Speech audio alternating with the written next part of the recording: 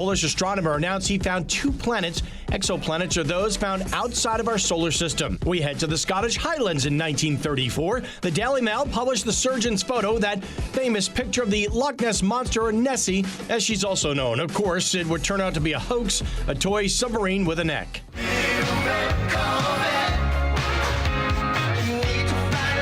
Prince died in 2016, or the artist formerly known as Prince. He did it all. Singer, songwriter, producer, actor, and let's not forget, he could play 27 instruments. I'm CJ Papa. That's your Fox Daily Snapshot.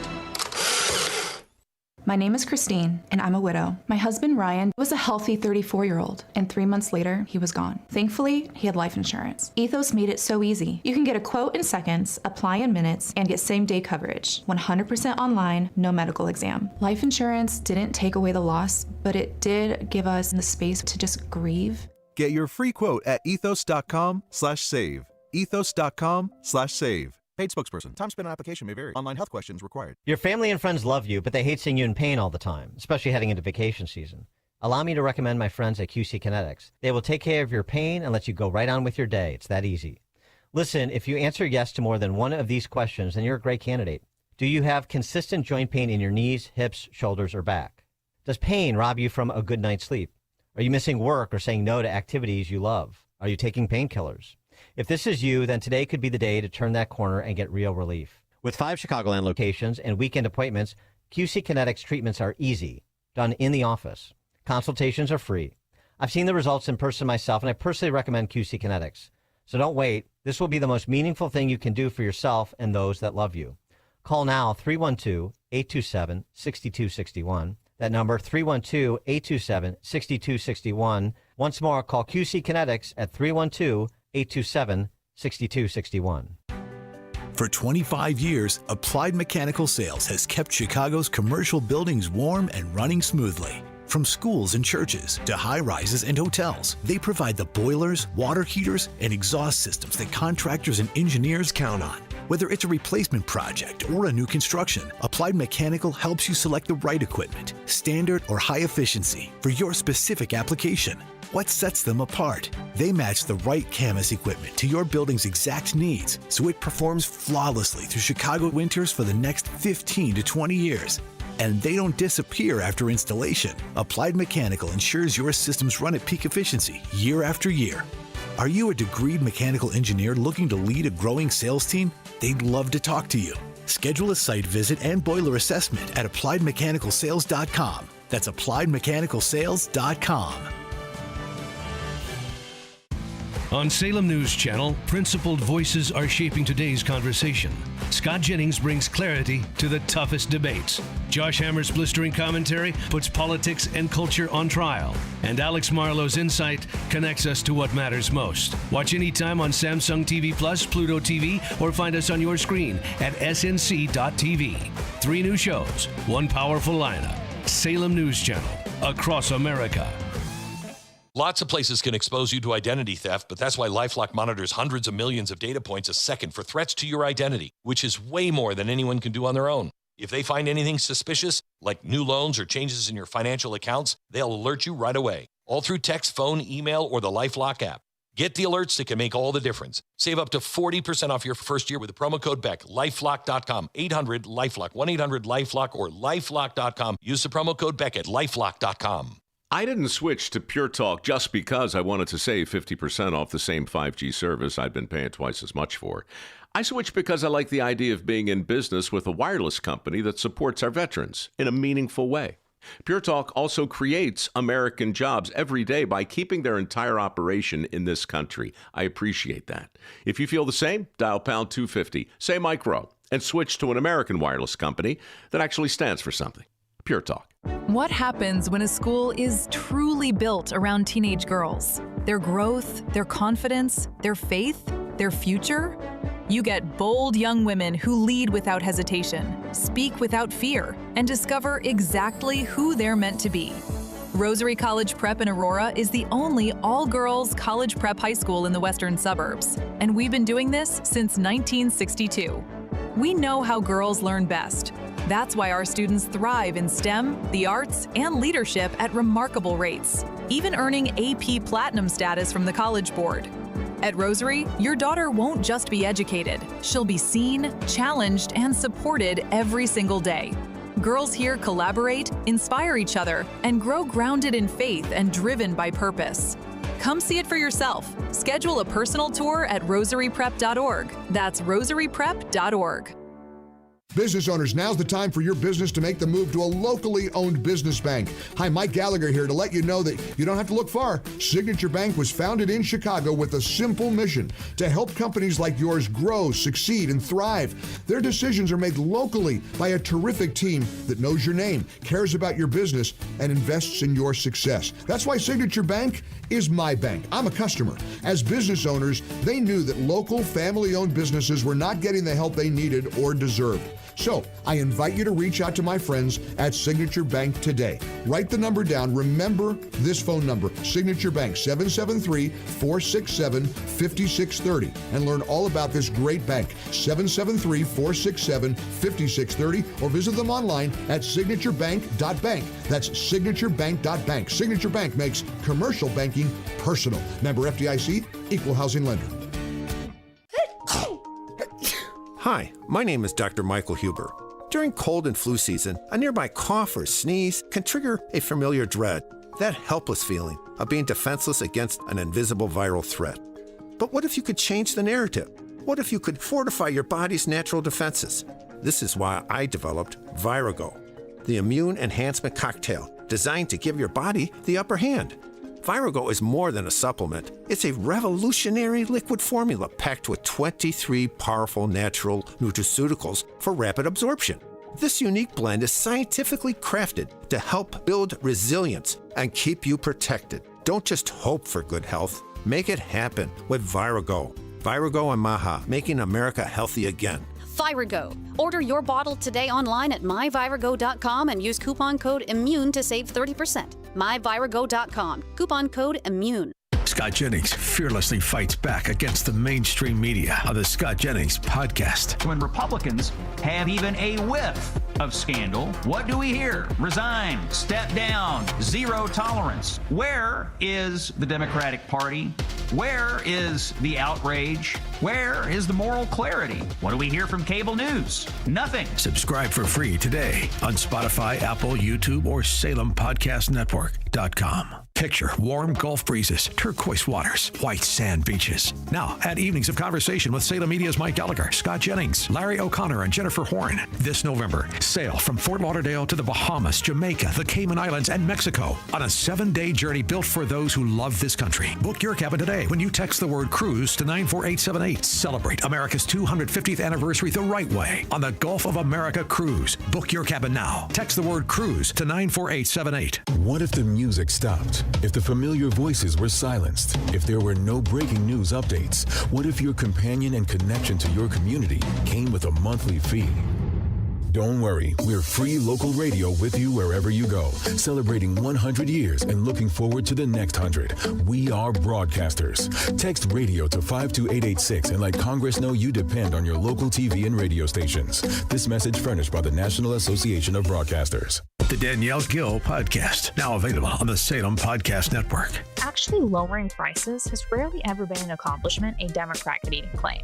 The Democrat modus operandi is to use each crisis as an excuse to pass legislation which increases spending, gives more power to the government, and which will make new crises which they can't then use as an excuse to pass more horrible legislation. Subscribe for free today on Spotify, Apple, YouTube, or at SalemPodcastNetwork.com. I'm attorney Stephen Leahy. If you're a business owner with unfiled tax returns, tax season is not your friend. This is when the IRS turns up the heat. They match 1099s. They review payroll filings. They compare bank deposits. And when returns are missing, they don't send you a warning. They take action. Penalties stack up fast. Liens become public. Bank levies can drain your account. I see it every year. Good business owners who waited too long, not because they're crooks, but because they were overwhelmed. Let me be clear, hiding makes it worse. Action makes it fixable. I help business owners get compliant, file what's missing, and negotiate from a position of strength, not fear. Don't wait for the next certified letter. Don't wait for a levy. Go to fightbacknow.com and sign up for my daily email. I'll tell you exactly what to do next, step by step. Or call me right now at 312-664-6649. Act now before the IRS acts first. President Trump has triggered a $200 billion tech disruption, and Wall Street is asleep at the switch. This $200 billion investment in chip technology could make today's artificial intelligence chips obsolete. Technology that will make today's AI data centers a thing of the past, like IBM's old mainframes. While most investors are focused on old-fashioned AI, there are 3 companies quietly building a $1 trillion triangle that could transform every tech sector on Earth. These 3 companies are gearing up to develop and manufacture supercomputers the size of a dinner plate. Institutions like Vanguard, BlackRock, and State Street are pouring more than $200 billion into this AI revolution. Investment guru George Gilder has been predicting tech revolutions for more than 40 years, including the iPhone, Netflix, and Amazon. Now he's got his finger on 3 companies whose technology will change tech forever. Log on to TrillionDollarTriangle.com to find out which 3 companies are working on what could be the biggest tech disruption since the internet. TrillionDollarTriangle.com. That's TrillionDollarTriangle.com. Man, I love this place. I've been surfing here since I was a kid. Now, seeing my grandson out on the water, it means everything to me. Watching him and taking in the blue waves, the sea breeze, the blurry horizon. If you have geographic atrophy, or GA, subtle changes in vision could mean it's progressing toward irreversible vision loss. Izervay is proven to slow GA progression and could help preserve your vision for longer, so you may keep seeing the world around you. Izervay, or avacincaptad pegol, is an eye injection. Don't take it if you have an infection or active swelling in or around your eye. Izervay can cause eye infection, retinal detachment, or increased risk of wet AMD. Izervay may cause blood in the white of the eye, blurred vision, or a temporary increase in eye pressure. Do not drive or use machinery until vision has recovered after an eye injection or exam. Ask your retina specialist how you can slow your GA with Izervay. To learn more, call 1-855-IZERVAY or go to izervay.com. Paid for by Astellas Pharma. This is Seth Leibson for townhall.com. A recent poll illustrates something profound about the ideological divide in America. 81% of liberals see the 250th anniversary of America as a time to reflect on the country's shortcomings. That's a direct quote. So, are we to celebrate a massively important anniversary about the greatest country the world has ever known, or host one big Festivus party with an airing of grievances and processing of resentments? From the liberal left progressives in America, now we have the answer. For those paying attention, it's been obvious for some time. Liberal America has backed Marxist organizations like BLM and has allowed the Socialist Party to take over broad swaths of the Democratic Party. It has featured a well-known Marxist-Leninist at Democratic Party rallies, and elected Democrats routinely go on his podcast. It's all the result of an education system that has churned out tens of millions of students who are propagandized against American achievement and our true history, and a party that now views this country as a blight rather than a blessing. We must take back our education system, and fast. You need to be tuning into the Retirement Success Blueprint with Michael Stewart, the radio companion to the Amazon best-selling book, Success Blueprint, How to Build the Retirement You Deserve. Each week, Michael shares strategies designed to help reduce market risk through income-generating investments that can provide steady returns. Because if you can avoid a big loss, you don't need to take big risks. Catch the Retirement Success Blueprint with Michael Stewart, Saturday mornings at 10, right here on AM 560 The Answer. Now, your official weather forecast. Today will be breezy and warmer with a mix of clouds and sunshine, possibly leading to a thunderstorm in some areas later this afternoon. Keep an eye out for gusty winds and small hail with any downpours. The high will reach 76 degrees. Tonight will be partly cloudy with a chance of an evening shower, and the low will drop to 50 degrees. I'm meteorologist Jason Caterina on AM 560, The Answer. Get the latest weather, traffic, and news updates online at 560theanswer.com. Portions of the following show may be pre-recorded. Now, from the Signature Bank Studios. This is Chicago's Morning Answer with Dan Proft on AM 560. The Answer.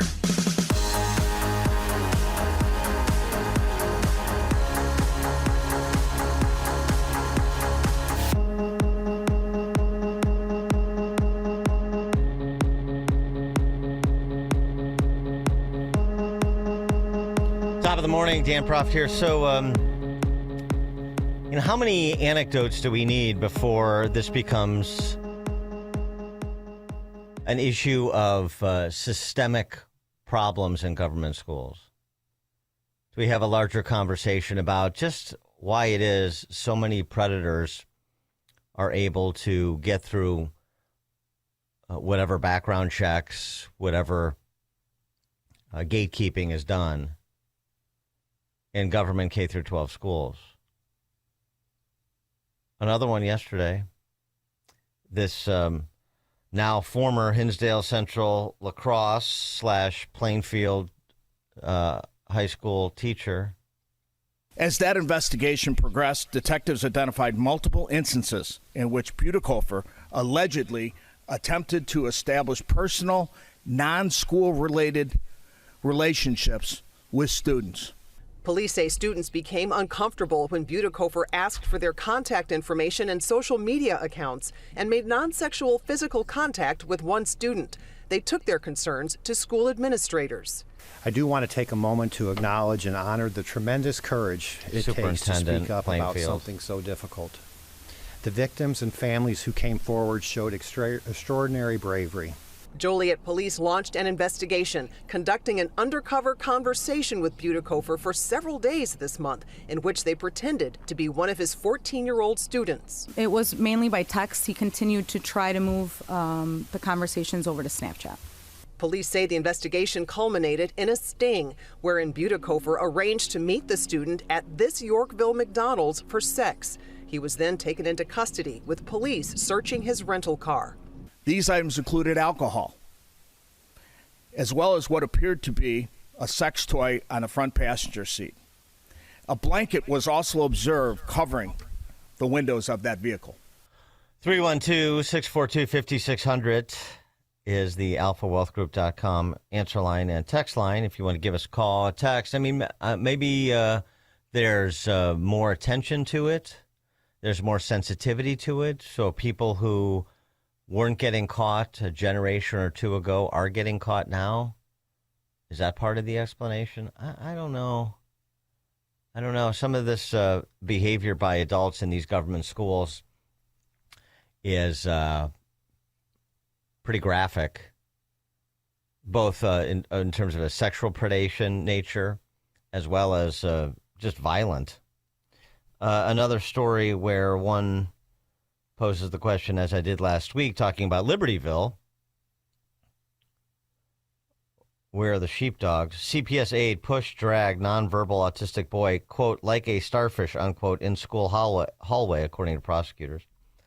A substitute classroom aide at a Northwest Side elementary school is facing felony charges after prosecutors said a CPS security officer watched live on surveillance camera as she dragged and pushed an 8-year-old nonverbal autistic boy during a 3-minute struggle outside a school bathroom. This is at Beard Elementary in Norwood Park. Charged with aggravated battery of a child younger than 13 causing great bodily harm.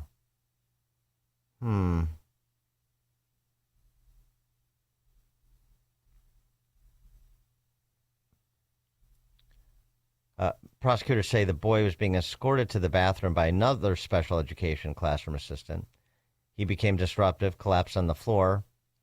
The woman charged was taking a female student to the restroom. The two aides exchanged students with the woman now in custody or charged, taking the nonverbal autistic boy, 8 years old.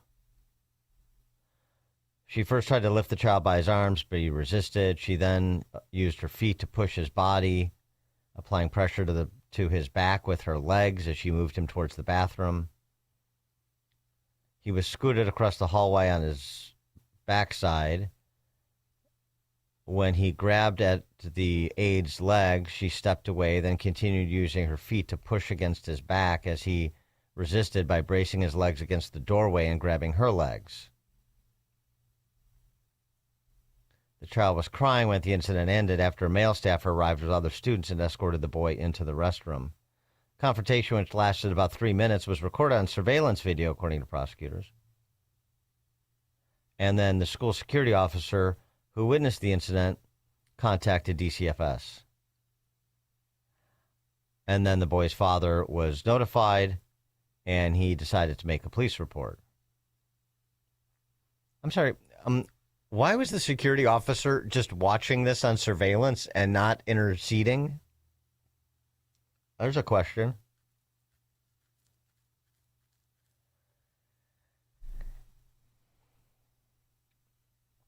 Prosecutor said the proper procedure when a special needs student refuses to move is to wait for the child to calm down or seek assistance from other staff members. Special education assistants are not supposed to force resisting students to move. Yeah, that makes sense. This is sort of getting to the point of like stories about habitual violent offenders, stories about illegal immigrants in this country who commit crimes. We could do these stories every day. We could talk about these stories every day. Does that mean the majority of teachers or adult personnel in schools are abusive? No. A small percentage, big number, big problem. Same story. We talk about it in the context of violent crime on our streets, both domestic and imported. And yet we seem very resistant to talk about the same dynamic when it comes to government K through 12 schools. And it's there. There's been academic research that substantiates it's there, and then there's the actual daily evidence that substantiates it's there. So is it a question, as I said, of vetting? Is it Dance of the Lemons, to borrow from Davis Guggenheim's Waiting for Superman film about moving bad teachers around, not necessarily abusive, but just bad teachers, lazy teachers? You know, they sit in these the teachers that have been disciplined, but you can't fire because of the unions. They sit in these rubber rooms just whiling away their day and crossword puzzles and kibitzing about, serving out their time so they get paid. What exactly is the culture in these government schools writ large that provides for this small percentage of a big number that presents a big problem? Hinsdale Central lacrosse coach. Oh, heavens. Craig in Mount Greenwood. Oh, hey. Morning, Dan, and thank you for taking my call. You know, the emphasis with these, government-run schools and the leftists involved with it are always, rather than focus on really looking over the teachers or protecting the kids, and I mean in every way, one of the biggest ones is where schools should have their employees, teachers, have the ability to train and be armed so that if someone comes breaking in at school to protect those kids and everything. Well, yeah, that's a separate. That's a separate issue. I like the abusing of kids in the school by the adults in the school. I'm not talking about school shooters and that sort of thing. That's a separate issue. Right, but the thing is the emphasis is not on the kids and it's not on protecting them. These leftist places and everything, they let all that stuff go. They let everything go. They don't care about those kids. Matter of fact, they probably delight in the kids being abused and all that kind of thing. That's one of my main points with how the leftist schools basically are the worst place on earth to put kids. It's rat poison to put a kid in a public school. Yeah. Thanks for the call, Craig. And, by the way, there's this security guard, like in this elementary school on the Northwest Side that watched on surveillance and they called DCFS rather than intervene. I don't know. Is that the protocol? But whether it's the protocol or not, you see a kid being abused and you're just going to sit there and watch it and document it and then make a call for somebody else to arrive in an hour or two from DCFS? Or do you want to intervene on behalf of the kid and say, what's going on here? Stop that. Plenty of time to call DCFS. How about you stop the abuse from happening? And then we have a conversation about what happened. It's sort of a related story. SEIU confirmed that CTA laid off 159 private security guards employed by Monterey Security. The supposition is that these security officers helped to provide some incrementally better safety on the red line and blue line and CTA garages where they were employed. But, from what I'm seeing in some of the comments from people who actually ride the CTA, and I'm not one of them, there's a lot of guys standing around, next to trash cans reading, and I've seen these people try to handle dogs. They've never handled a dog as a pet in their lives. just all kinds of comments. They never did anything other than playing Candy Crush on their phones, a broke-ass private-public partnership. It was one characterization, so on and so forth. Just the general idea that they were effectively useless. I don't know what the truth is there, but this is part of the larger conversation. Just because you check a box saying, oh, we've got security personnel, well, there's still performance metrics that we want to hear about.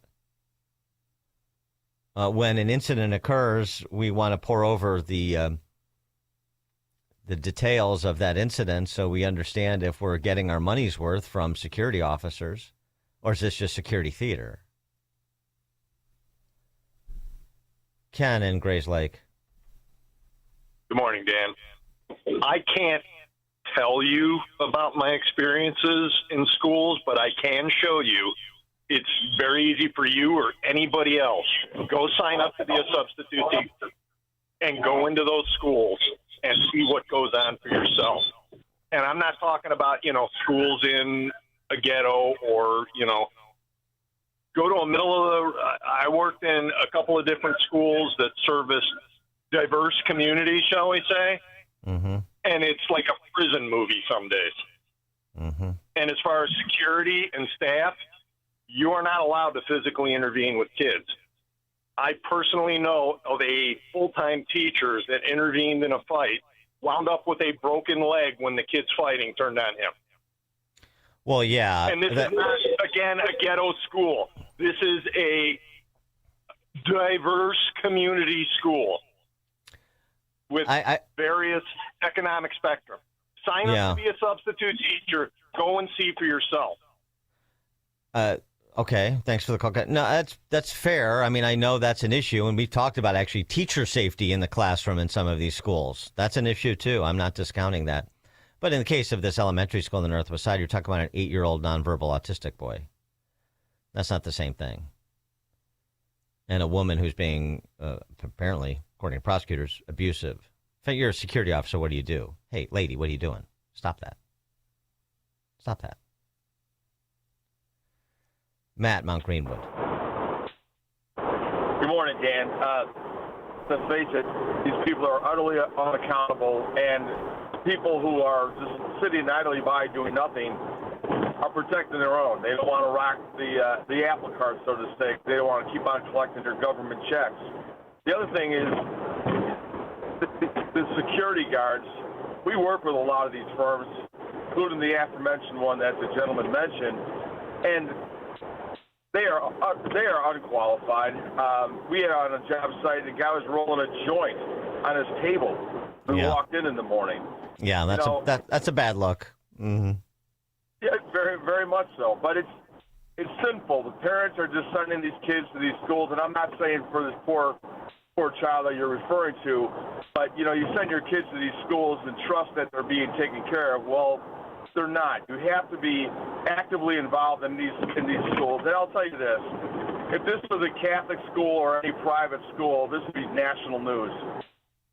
Thanks for the call, Matt. Yeah. Well, this is my point: is to say this larger dialogue. Are we ready to have this about what's going on in these schools? What the problems are in terms of a culture, in terms of an approach? You have to have teachers and adults be able to discipline students and maintain order, for sure. You also have to have adults that are empowered to use their good judgment to intercede on behalf of a kid if he is being abused by another kid or by an adult.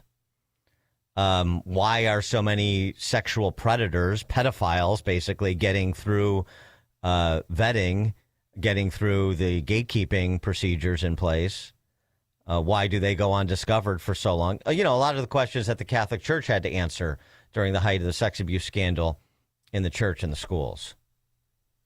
Time to turn our attention to where 90% of the kids attend school, isn't it? All right, let's check the headlines. Good morning. It is 49 degrees here in Chicago on AM 560, The Answer. I'm Stace Keene in the QC Kinetics newsroom.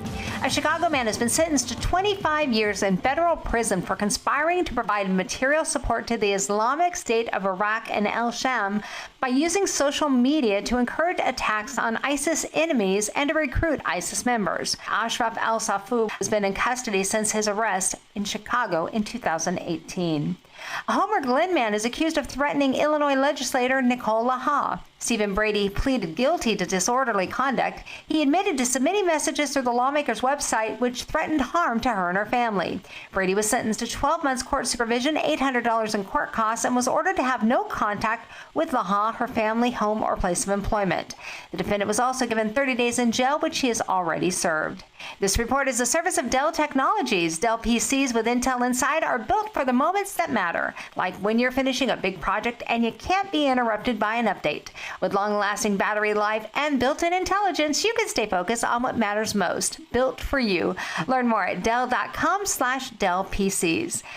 For over a decade, AM 560 has marked the start of summer with a night of cigar smoking and great conversation. And this year, we're proud to welcome the editor-in-chief of Breitbart News to Cigar Night. He's Alex Marlowe, and he'll join AM 560's Dan Proft and Sean Thompson on Tuesday, May 19th at Gobridge Farm in Pingree Grove for a night you won't forget. Tickets are on sale now at 560theanswer.com/cigar. That's 560theanswer.com/cigar. Sponsored by Firago, the immune enhancement cocktail. The success you've had in life matters. The late nights, the extra shifts, the moments you've stood up and said, I've got this. At University of Maryland Global Campus, we value your achievements because we're a school for real life. With UMGC, you can earn up to 90 credits toward a bachelor's for prior learning and relevant life and work experience, or transfer up to 12 credits toward a master's. We offer scholarships, affordable tuition, and online and hybrid classes, all with the support you need from your first day to graduation day and beyond. As an accredited state university, we've been transforming lives for over 75 years. Choose from more than 135 undergraduate and graduate degrees and certificates, and get ready to succeed again. At UMGC, success is yours for the taking and the making, and nothing should keep you from it, especially not an application fee. Apply now and we'll waive your application fee. Classes start May 13th. Learn more at umgc.edu. That's umgc.edu. Certified to operate in Virginia by Chev. This is Seth Leibson for townhall.com. A recent poll illustrates something profound about the ideological divide in America. 81% of liberals see the 250th anniversary of America as a time to reflect on the country's shortcomings. That's a direct quote. So, are we to celebrate a massively important anniversary about the greatest country the world has ever known, or host one big Festivus party with an airing of grievances and processing of resentments? From the liberal left progressives in America, now we have the answer. For those paying attention, it's been obvious for some time. Liberal America has backed Marxist organizations like BLM and has allowed the Socialist Party to take over broad swaths of the Democratic Party.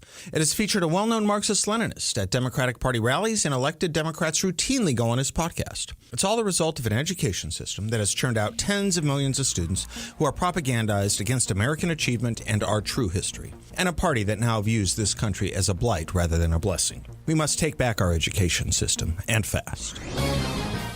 Hair Volume from New Nordic will make your hair look thick and healthy. Hair Volume is available online at Amazon and newnordicusa.com, or in the hair care aisle at your local CVS. Now, your official weather forecast. Today will be breezy and warmer with a mix of clouds and sunshine. Later this afternoon, there is a chance of a thunderstorm in some areas, possibly bringing gusty winds and small hail with any downpour. The high will reach 76. Tonight will be partly cloudy with a slight chance of an evening shower. The low will be around 50. I'm meteorologist Jason Caterina on AM 560, The Answer. Get the latest weather, traffic, and news updates online at 560theanswer.com. Now, from the Signature Bank Studios.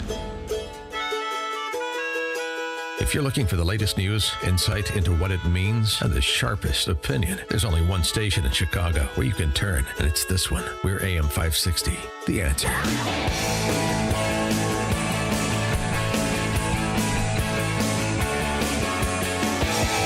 Top of the morning, Dan Proft here, and speaking of systemic problems that are not limited to, but include Illinois, Dateline Whiteside County You know Whiteside County features such towns as Rock Falls, Sterling, Morrison. I think Morrison's the county seat. It's a small county, probably 60,000 people. A jury panel summoned for an April trial contained at least 60 dead people, including one person who died 35 years ago.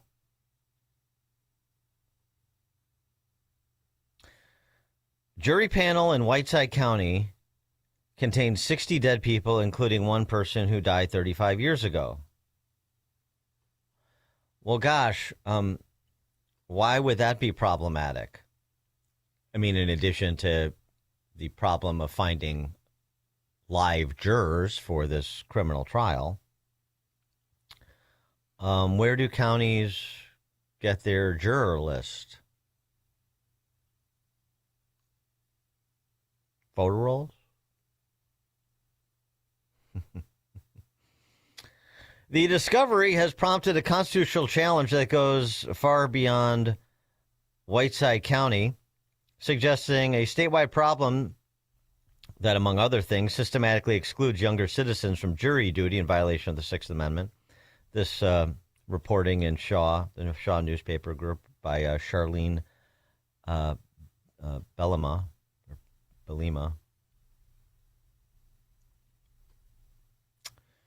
This defendant's attorney filed a motion arguing that the April 2026 jury panel must be discharged because it fails to represent a fair cross-section of the community. Sure, the dead are well represented, perhaps overrepresented. 200 people summoned, and I mean,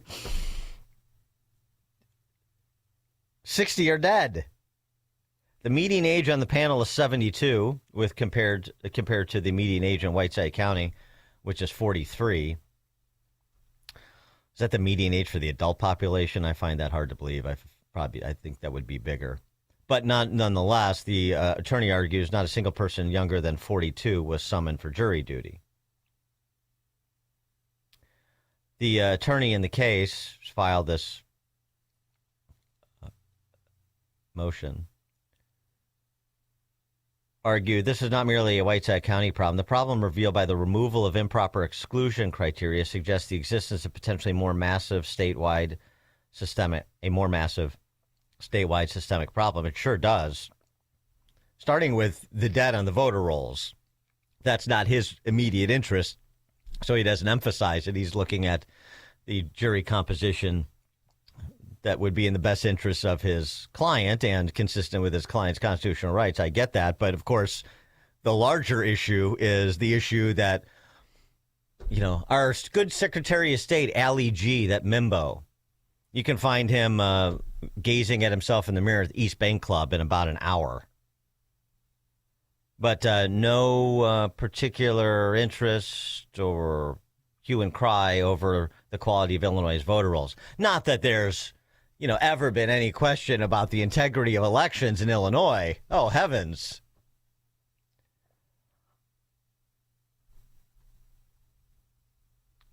(312-642-5600) alphawealthgroup.com call and text line.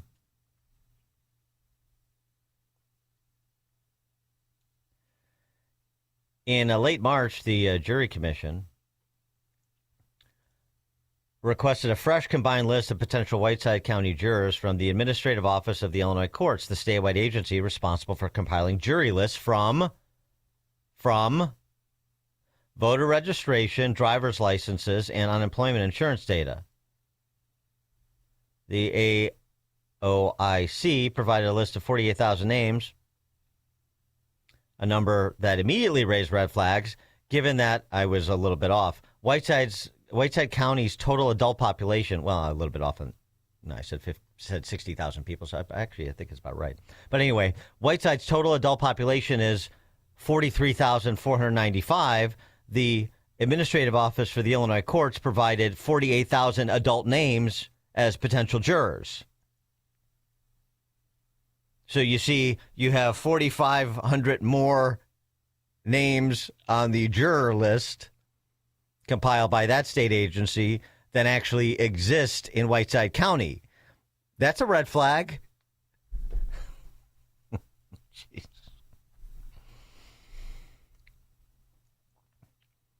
Oh, and by the way, it's not just the dead. It's the suspected dead. 200 people summoned. Here's the distribution. 60% are dead, confirmed. 43 have death certificates on file in the Whiteside County Clerk's office. You couldn't cross-check that? 60%. So 60 of the 200, 30% are confirmed dead. You're going to love this. Among those summoned for jury duty is the defendant in the case's mother, who died April 14th, 2006.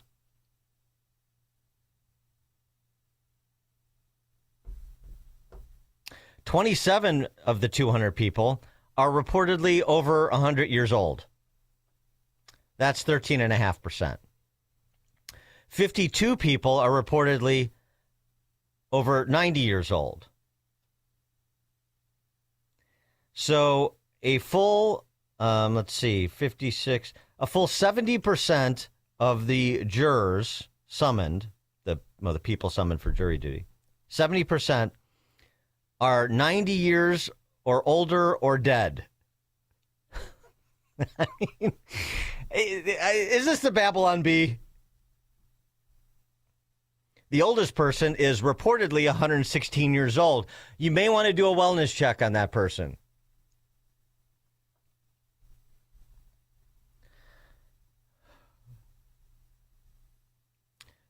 And this reporter actually did a nice job of not missing the obvious conclusion that we started with, everybody listening started with. Didn't disrespect her readers the way that, I don't know, the Tribune or the AFL-CIO, NPR, Pritzker Times would have. The potential root cause of the problem here? Dead people on voter rolls? Yeah. Yep.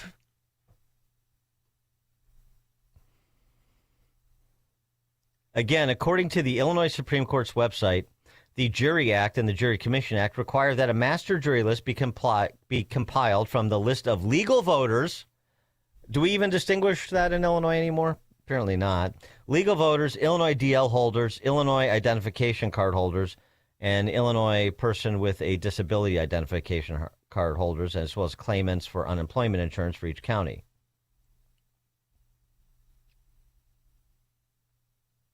The data from all these agencies are supposedly merged from State Board of Elections, Secretary of State, Department of Employment Services, IDES, or Employment Security it used to be. They're supposedly pulled together by the administrative agency that compiles the potential juror list. How's that working out? The jury application first loads the Secretary of State data file, identifying and removing duplicates based on several key fields, keeping only the record with the latest issue date. The election data then compared to the Secretary of State's records. If there's a duplicate, the Secretary of State record is kept and the election record is discarded.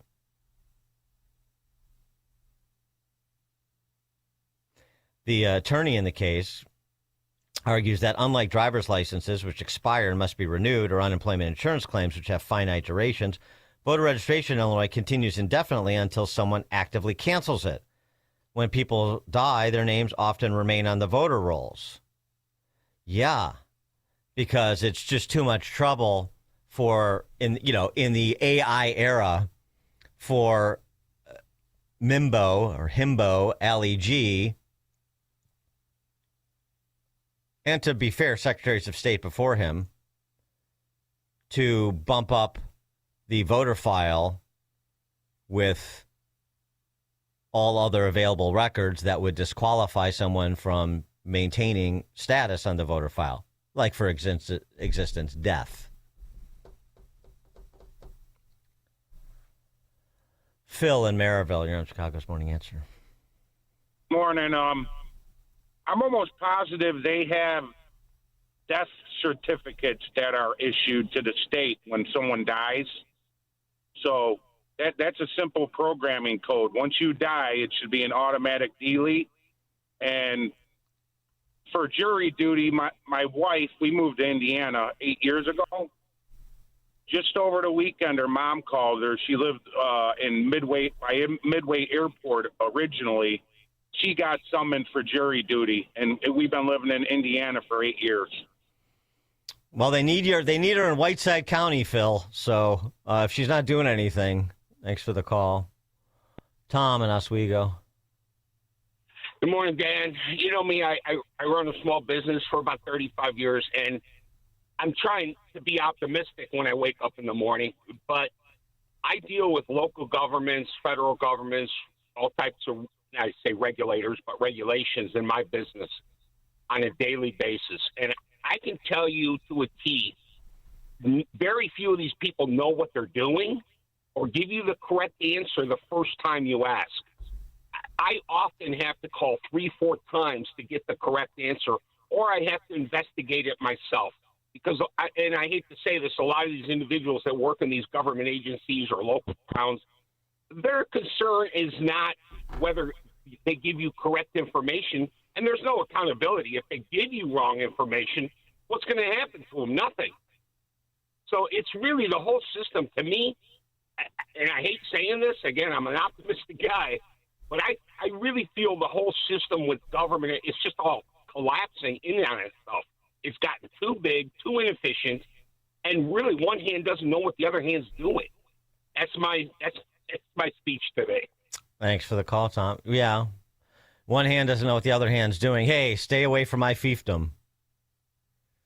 So that's part of it, and another part of it is they don't want to know.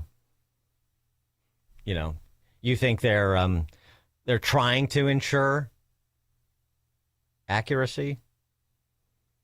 The culture encourages responsiveness. Right. And when the feds come knocking and say, hey, Illinois, we would like to see your voter rolls, or we've identified these, thousands of people that are dead and still on your voter rolls, and we'd like to know what you want to do about it, go pound sand. Mind your own business. Well, that would be fine as long as Illinois was minding the people's business. But, of course, that's not happening because, Allie G has to get his cardio in. I think today's legs day at East Bank Club. Somebody can correct me if I'm wrong. Scooter, Southside. Hey, good morning, Dan. I was just wondering, does it say how they voted in the past, those dead people? Are they Democrats or Republicans? I'm guessing they're Democrats. Yeah, right. Yeah. Thanks for the call. Yeah, a lot of Dem primary voters, dead Dem primary voters still on the rolls. Text from 224, when I die, please don't let me vote Democrat. Yeah, you got to put that in your will. Dan Prof, Chicago's Morning Answer. The stories you need to know to start your day. This is Chicago's Morning Answer on AM 560, The Answer. Sign up for the AM 560 Answer Advantage to get early alerts on event ticket sales, special discounts, and contest opportunities. Sign up today at 560theanswer.com/advantage. For 25 years, Applied Mechanical Sales has kept Chicago's commercial buildings warm and running smoothly. From schools and churches to high-rises and hotels, they provide the boilers, water heaters, and exhaust systems that contractors and engineers count on. Whether it's a replacement project or a new construction, Applied Mechanical helps you select the right equipment, standard or high efficiency, for your specific application. What sets them apart? They match the right Camas equipment to your building's exact needs, so it performs flawlessly through Chicago winters for the next 15 to 20 years. And they don't disappear after installation. Applied Mechanical ensures your systems run at peak efficiency year after year. Are you a degreed mechanical engineer looking to lead a growing sales team? They'd love to talk to you. Schedule a site visit and boiler assessment at appliedmechanicalsales.com. That's appliedmechanicalsales.com. Each morning, the newsmakers and the newsbreakers shaping today's conversation are heard on the AlphaWealthGroup.com answer line on Chicago's Morning Answer. When you need answers about what's happening in your world, you turn to AM 560 The Answer. And when you need answers about how to prepare for and protect your retirement, you turn to the Alpha Wealth Group, now the proud sponsor of the AM 560 Answer line, right here on Chicago's source for news, opinion, and insight. AM 560 The Answer. Gain insight into building strong marriages and raising godly children with Focus on the Family with Jim Daly each weekday at 11:30 a.m. on our sister station, AM 1160. Hope for your life. AM 560, The Answer.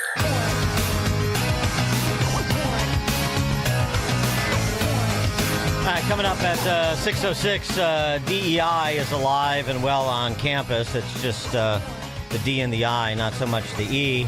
And a little bit later, in our new installment of Why Dan Proft is Single, talking about the big D, and I don't mean Dallas, to borrow from Mark Chestnut.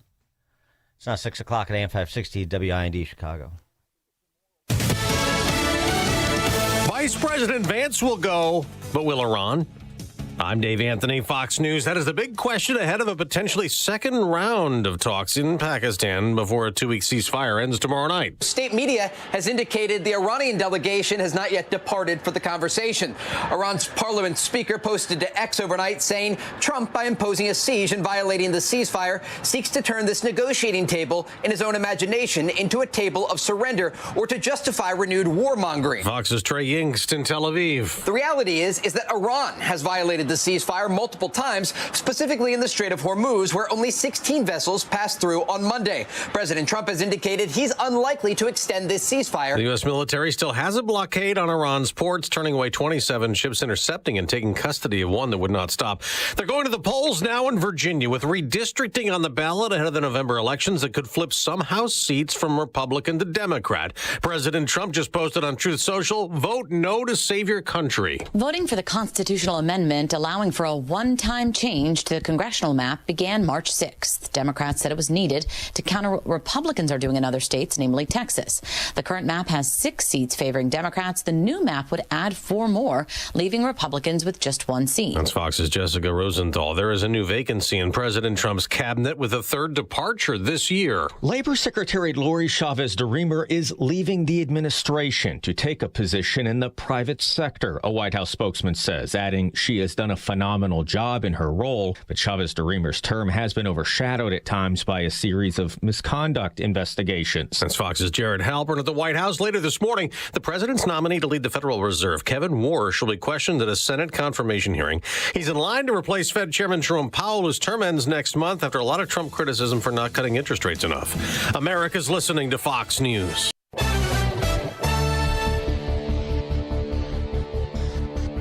Good morning. It is 49 degrees here in Chicago on AM 560, The Answer. I'm Stace Keene in the QC Kinetics newsroom. U.S. District Court Judge April Perry has dismissed Illinois lawsuit against President Donald Trump over his deployment of National Guard troops to the state. The judge ruled yesterday that she granted the Trump administration's motion to dismiss the matter because it's moot after the president announced the removal of the troops in December.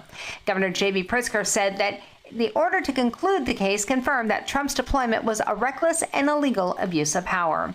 A substitute classroom aide at a Chicago elementary school is facing felony charges after prosecutors say a Chicago public school security officer watched live on surveillance cameras as she dragged and pushed an 8-year-old nonverbal autistic boy during a 3-minute struggle outside a school bathroom. According to CWB Chicago, 48-year-old Melissa Monroy is charged with aggravated battery of a child younger than 13, causing great bodily harm. Prosecutors say the security officer contacted the Illinois Department of Children and Family Services and filed a report. The boy was taken to the hospital after he complained of back pain.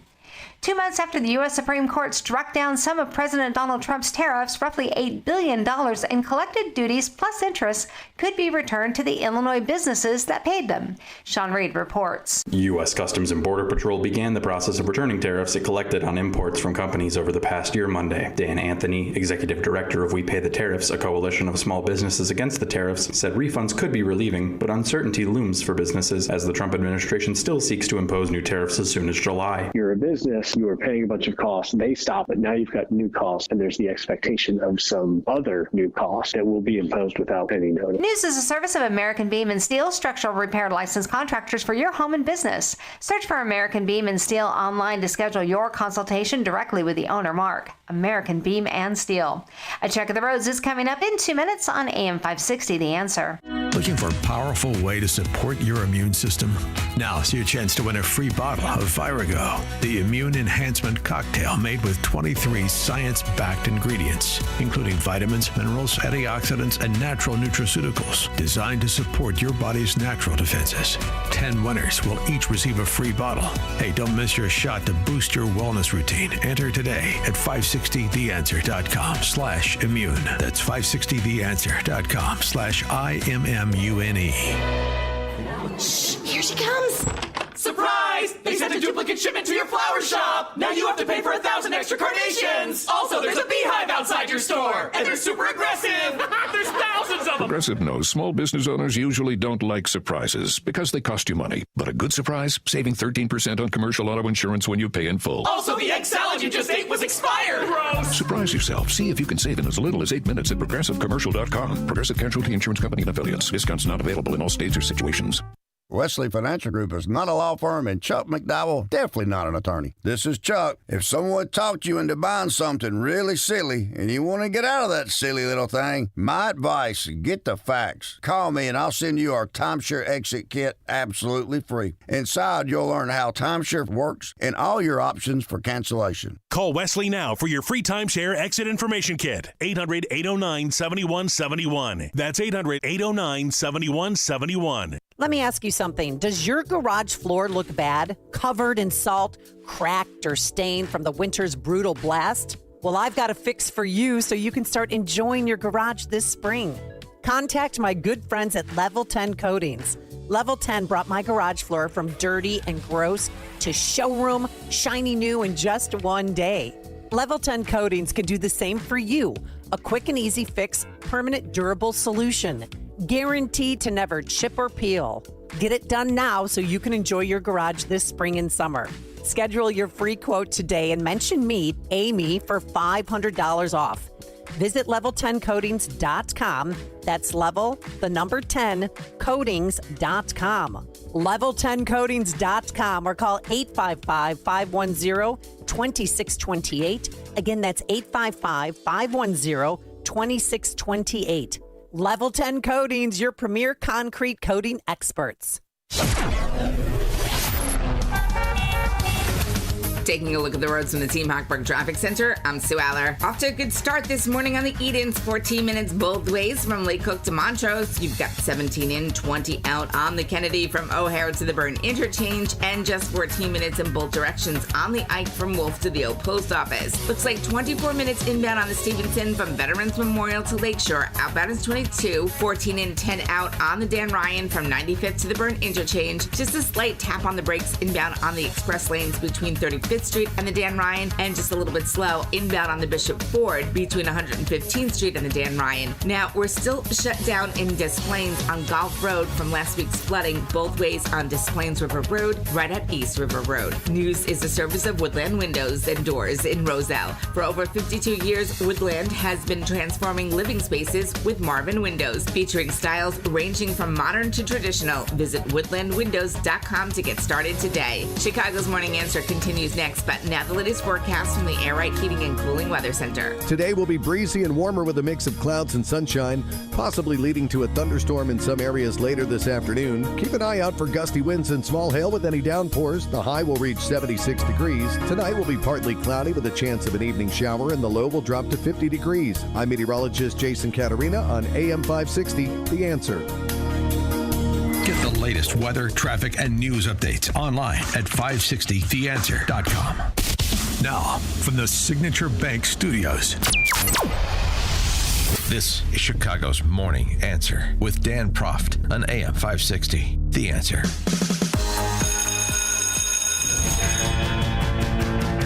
Cause they got the beat, the campus beat, the campus beat. Yeah, the campus beat.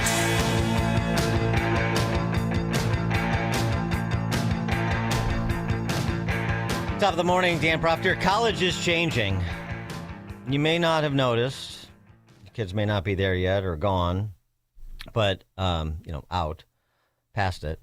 But it's changing. This piece in the Amazon Post, of all places, takes most college students at least 4 years to earn a bachelor's degree. Christy Williams finished in 3 months. 3 months. The North Carolina HR executive spent 2 months racking up credit through web tutorials after work, then raced through 11 online classes at the University of Maine at Presque Isle in 4 weeks. Later that year, she went back to earn her master's in just 5 weeks. The 2 degrees cost her just over $4,000. Since then, she's coached 1,000 other students on how to speed through the state college, shaving off years and thousands of dollars from the usual cost of a degree. Why wouldn't you do that? She asked rhetorically. It's kind of a no-brainer if you know about it.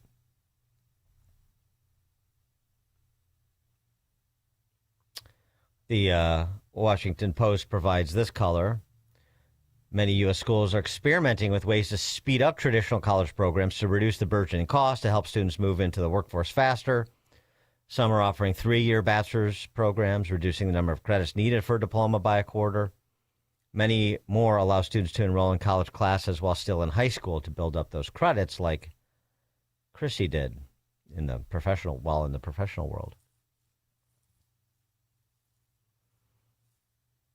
And of course, you have now a cottage industry of quote-unquote influencers making videos about how they earned their degrees so quickly, and this is the model to follow. It depends what you're trying to get out of the degree, just the credential for the purposes of threshold clearing, or if you're trying to have a grander pursuit of, learning. But, hey, let 1,000 flowers bloom. Tyler Cohen writes in the Free Press, colleges won't get fixed, but college won't get fixed, but it also won't disappear. There are changes that are coming. They're happening already. Tyler Cohen, an econ professor at George Mason. Colleges are less and less important for education, but their social function will keep the top ones thriving. He cites this Yale University report that came out last week on the state of colleges. And anybody who's been paying attention will not be surprised by the results of this Yale University report. Problems include non-transparent admission standards, grade inflation, a culture that forces self-censorship, and the cost. This year, Cohen points out, for example, George Washington University, which is not exactly in the tier 1 of selective schools, started charging a sticker price approaching $100,000 a year. He writes, the problems I just mentioned, they've been hanging over academia and getting worse for years. But a second strand of issues, not stressed in the Yale report, also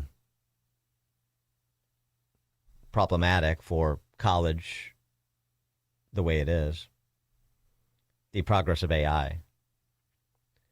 To put it bluntly, the AI is no more than many professors. They do not tire of answering questions. They explain things clearly, and they keep unlimited office hours. They are also far cheaper and can organize a class syllabus and grade tests. So what exactly is higher education supposed to be providing us with? And to my point about the changing landscape, you may have not noticed it, but it's happening. When is it going to happen? When's the reckoning, the market reckoning of college going to happen? It's happening. In the last decade, about 15%, which is more than 700 institutions of alleged higher education in America, have folded.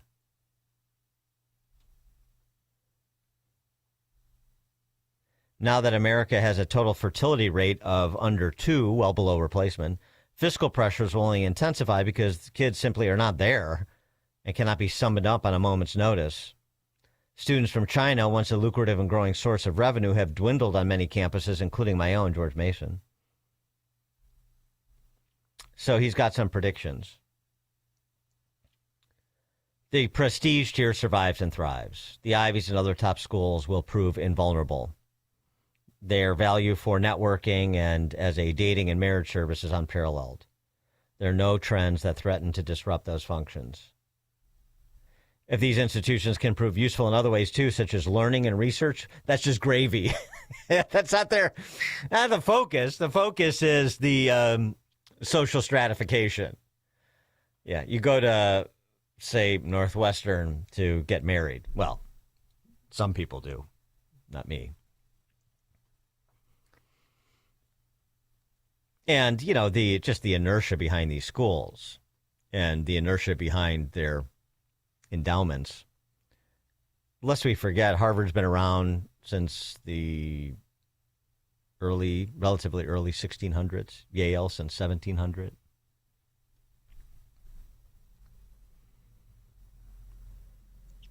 And they still attract many of the smartest and hardest working faculty and students. And they will keep doing so because of the self-selection.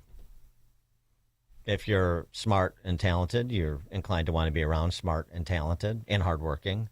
They want to recruit the top academic talent because they have,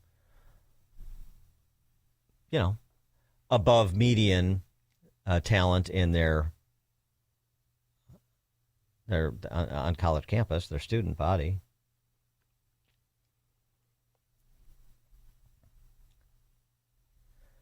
Prediction 2, universities moderate their politics, but just a little. Just a little. Tyler Cohen argues tenure faculty will continue to decrease as a share of total instruction. Adjunct and visiting professors hold more or less the same political views. Their influence is smaller, and that will moderate the leftward pull that higher education exerts on the public sphere. And the reason that tenure faculty will continue to decrease as a share of total instruction is because the adjunct and visiting professors are cheaper, and the other point that he mentions at the outset, AI.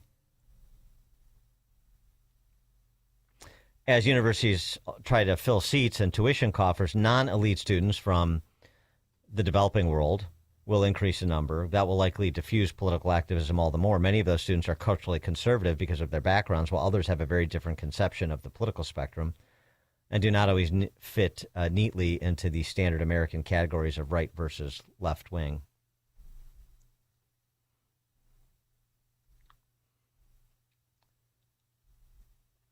He also thinks tuition stops rising, but quality starts sinking.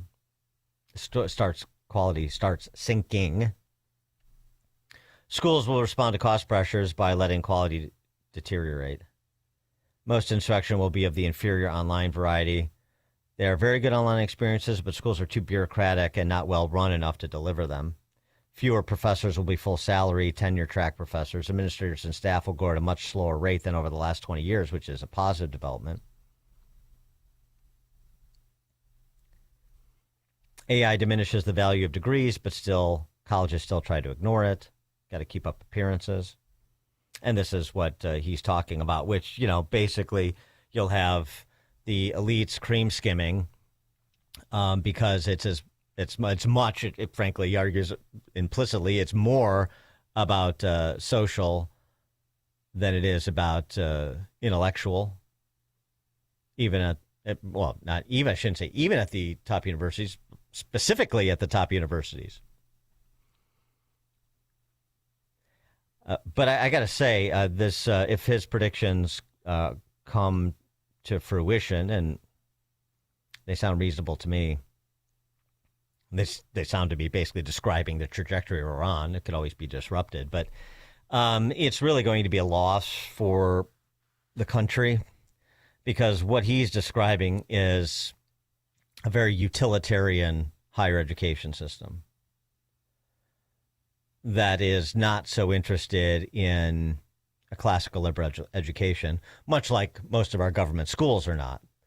Although the interesting thing is at the K through 12 level, you're seeing more classical schools pop up and more schools adopting curricula that promulgated by institutions like Hillsdale College, which is also positive. So there's that countervailing trend, which is a bit encouraging. But generally speaking, because this is about This is about economics much more than it is about academics or intellectual development. The economics are saying that this is something to do for utilitarian purposes, not for personal growth, human flourishing, the intellectual development of the individual. Frankly, to educate subsequent generations of good citizens who understand the value of living in a free society. So, like some of the trend lines that you may be celebrating, you may be cheering the demise of Western civilization in so doing. I certainly think so. But, perhaps I'm just a anachronism. 312-642-5600, alphawealthgroup.com, answer line and text line. And on the politics of it, DEI is not DEAD on campus or anywhere else. What's happened is exactly what we said on the show would happen. You would have executive orders and you will have Supreme Court case law, and you do. You will have the Trump administration use the power of federal purse strings to try to enforce compliance with merit-based judgments and programming.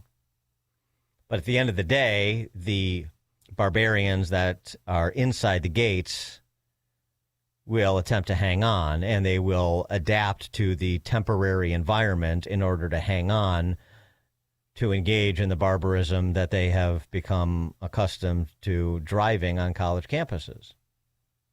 And that is indeed what's happening. And there's a couple of good examples of that, which I'll get to in a moment. But first, Libby in Munster, Indiana. Good morning. I graduated from the University of Florida in 1966. I went to a community college for a year and a half, and then the University of Florida for a year and a half, and graduated in 3 years. At that time, 18 hours or credits was considered a full-time student, and so that's what normally students took.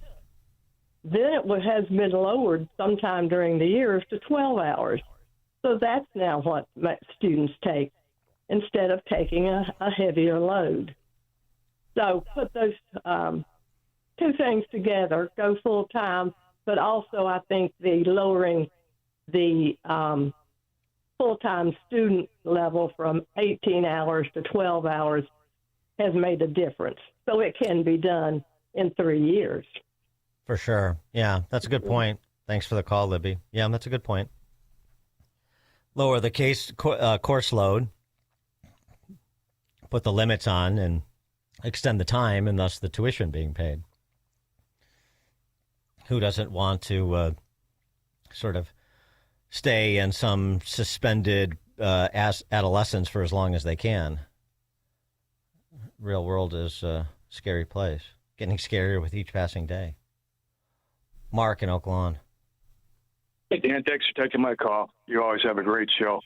Dick Durbin and the University of Illinois, it's a perfect example of how political hacks take advantage of situations. But his wife is on the board of directors or has tremendous influence at the University of Illinois, and he's running the laws. It just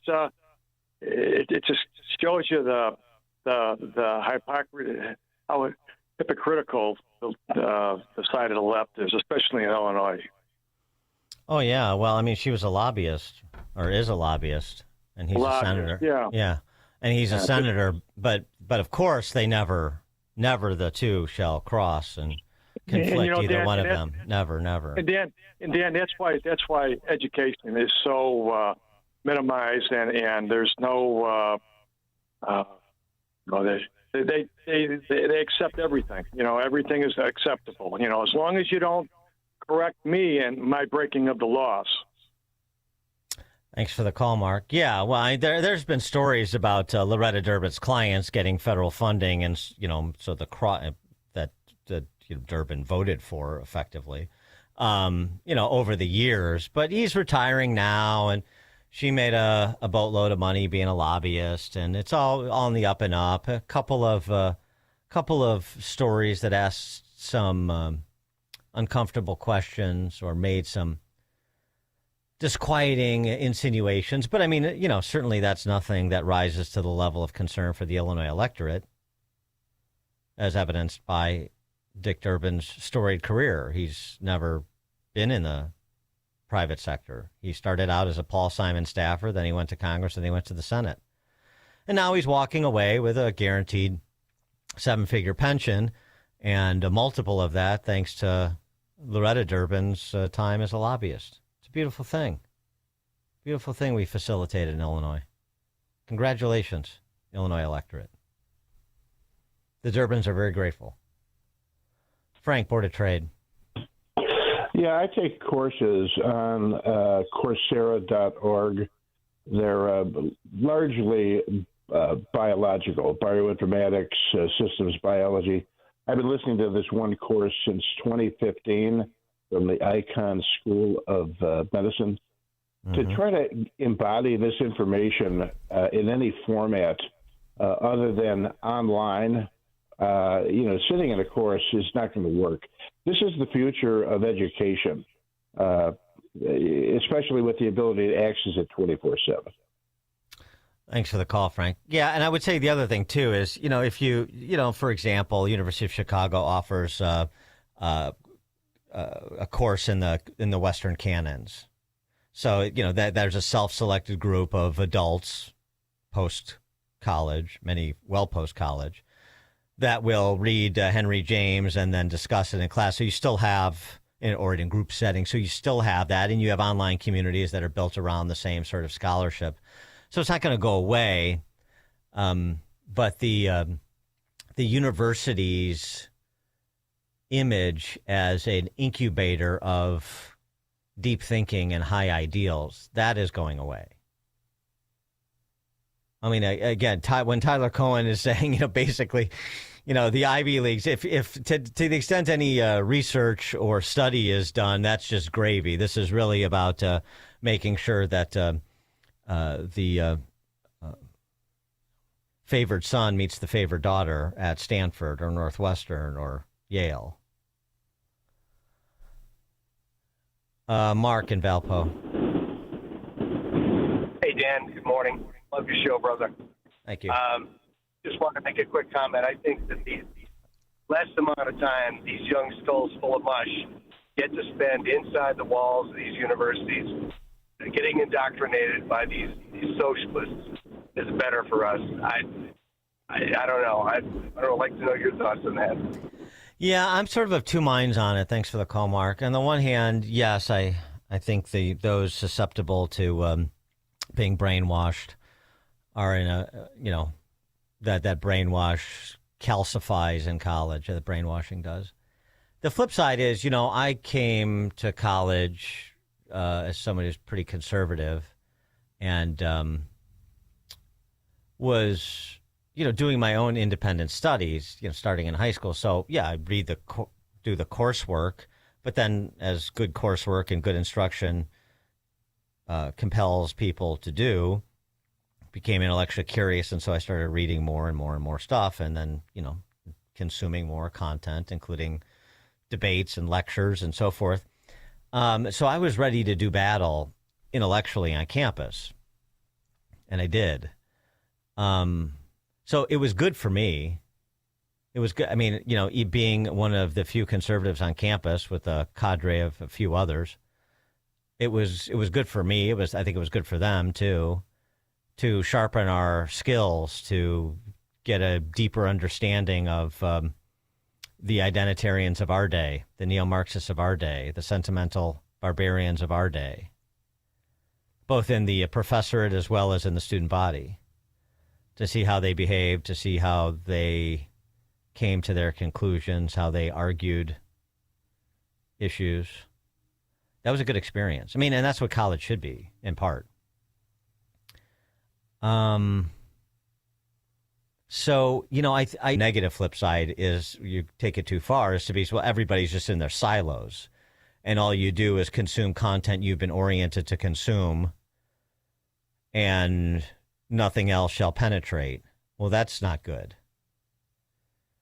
I mean, and it makes you one-dimensional and, frankly, ill-equipped to do intellectual battle in the arena when that time ultimately comes. So I'm not so celebratory as some with respect to the demise of the university. But there is, and frankly, the need to continue to expose these people. I know it's very difficult, as Tyler Cohen said. You're not going to fix college. But stories like these that are done, the work that Campus Reform does, and other outlets, kids doing what like I and some others did, is standing up an independent newspaper on campus to compete with the daily product from the journalism school. Those are good experiences.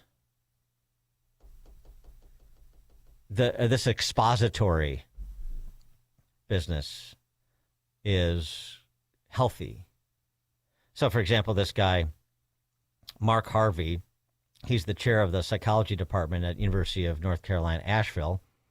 And he's on the record now giving you a look-see to confirm what you thought would be true is indeed true, as I said at the outset, that DEI hasn't gone anywhere. They're just holding their breath underwater until Trump's no longer president. Because of widespread racism, a lot of people who are needing psychological services, social work, are minorities. Part of their training has to be to understand all those dynamics. I'd be lying if I said, oh no, DEI is just the way it's always been. It is, but it's still here, but it's like the E is gone, but the D and the I are still here. Mm-hmm. Yeah, but the D and the I are still there. And when you say things like minority students need more psych resources on campus because of the widespread racism, it sounds like the E is still there too. Maybe not as pronounced, but it's still there. Good piece by Shay McGinnis, who's a contributor at Daily Caller, about Georgetown. I'm a Georgetown student. Here's how my university hides its illegal DEI agenda. And he goes through the examples of just exactly what I'm saying, but this provides some concreteness to it. Weeks ago, the university renamed its Office of Institutional Diversity, Equity, and Affirmative Action to the Office of Equal Opportunity Compliance. This rebranded DEI hub emphasized its role in facilitating non-discrimination and equal opportunity. But it's just putting itself, it's just a rhetorical move. It didn't take long to realize that this change in nomenclature and rhetoric was nothing more than a facade intended to divert federal attention. The newly named Office of Equal Opportunity Compliance boasts in emails that, quote, while our name has changed, our work and mission remain the same, unquote. It's pretty straightforward, not too nuanced about it. Georgetown's Office of Equal Opportunity Compliance devotes a section of its website to diversity recruitment sources. The goal of Georgetown University to employ particularly minority persons, women, veterans, and persons with disabilities. They've got all the identity groups, International Lesbian and Gay Law Association, National Hispanic Medical Association, American Business Women's Association, Blacks in Government, so on and so forth. And he just goes chapter and verse with more evidence to support the claim that is very persuasive and that we know is indeed the fact. You're all the people that seize control of these universities, well, people want to say 60 years ago, but it's more like 100 years ago, at least. They're by and large not going anywhere, or to the extent that they're going somewhere, they're being backfilled by people that have the same belief system and probably are even less informed about it. They even present more utility in their idiocy, if you will. So that's not going to change anytime soon. They're so ensconced. The numbers are so overwhelmingly one-sided. But as I said, the fact that they may reduce this institution, the institution of higher education, to rubble is something that we should hesitate to celebrate. All right, let's check the headlines. Good morning. It is 50 degrees here in Chicago on AM 560 The Answer. I'm Stace Keene in the QC Kinetics newsroom. An investigation is underway after fire crews found a dead body inside a burning home in suburban Lake in the Hills. The discovery was made as crews battled the fire at a home in the 1000 block of Brittany Bend. The home was destroyed. Charges are pending against a man accused of firing a gun inside a CTA bus on Chicago's southwest side. Police say the suspect was in a parked CTA bus yesterday in the 4600 block of West 59th Street when he pulled out a gun and fired shots, causing damage to the bus. No one else was on the bus at the time, and no injuries were reported. And a 2-year extension of Illinois' COLA pension buyout program is headed to the state Senate. The voluntary program allows retirees in Illinois' 4 statewide retirement systems to receive a lump sum payment in exchange for foregoing future 3% compounded cost of living adjustments. Supporters say the buyouts have reduced Illinois' pension liabilities by an estimated $2.6 billion. This report is a service of the AM 560 Advantage. Membership has its privileges, including early access to event tickets, exclusive contest opportunities, and special members-only content. Join today at 560theanswer.com/join. A check of the roads is coming up in 2 minutes on AM 560 The Answer. Looking for a powerful way to support your immune system? Now's your chance to win a free bottle of Virago, the immune enhancement cocktail made with 23 science-backed ingredients, including vitamins, minerals, antioxidants, and natural nutraceuticals designed to support your body's natural defenses. 10 winners will each receive a free bottle. Hey, don't miss your shot to boost your wellness routine. Enter today at 560theanswer.com/immune. That's 560theanswer.com/IMMUNE. Chicagoland certified financial planning professional Tim Stearns discusses taxes in retirement. Most people are paying more in taxes and keeping less of their money to live and do what they enjoy. That's why we've put out the retirement tax bill calculator online. You can see with your own eyes just how much you might be overpaying. It's a valuable tool, $500 value, but we made it free for you to view and run your own numbers at MVPCFP.com. That's MVPCFP.com. To run your retirement tax bill calculator, go to MVPCFP.com. Investment advisory services offered through Cornerstone Securities, LLC. Welcome to another edition of Tuesdays with Tim. My friend Tim Stearns, a certified financial planner with TJ Stearns Financial Planning in Arlington Heights. Tim, how are you? Welcome back. Doing well. Thanks for having me. Tim, for more than 25 years, you've been helping clients achieve financial security and peace of mind. Can you give our listeners some examples of how you've helped clients over the years? A couple of your listeners called in. They're a married couple. They're in their 60s. They were really concerned and tired of trying to manage their own investments. So their accounts were quite big, but they felt like they needed a little help with it so they didn't screw up at this stage of the game. So they couldn't afford to lose any money in the market moving forward, and trying to manage retirement on a fixed income was kind of a daunting task for them. So with about $1.5 million in 401k savings and other stocks and bonds, we rearranged their portfolio so that they had guaranteed future income, less volatility in the market, and of course tax savings. So now they have this peace of mind because they know that they have a protect and grow blueprint. Thank you, Tim. If you're in your 50s or 60s, I want you to speak with my friend Tim Stearns, TJ Stearns Financial Planning. Tim will help you structure and optimize your savings to prepare for 20 to 30 years of enjoyable retirement. Call Tim today to schedule your free consultation and get your free Protect and Grow blueprint. Call 1-800-640-2256. Again, that number, 800-640-2256. Tell him I sent you when you call Tim at 800-640-2256. Only a few short months ago, you heard silver was up 40%. Well, silver is now up over 260%. Fox Valley Coins saw it coming, and they're ready to help.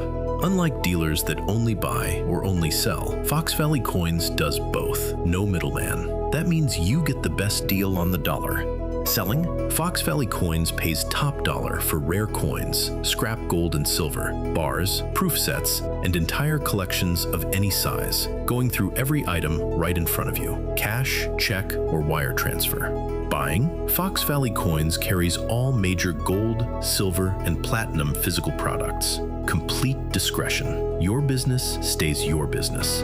Fox Valley Coins, family-owned integrity since 1981. On Route 59, one light north of I-88 at the Naperville-Warrenville border. Fox Valley Coins. Buy smart, sell smart.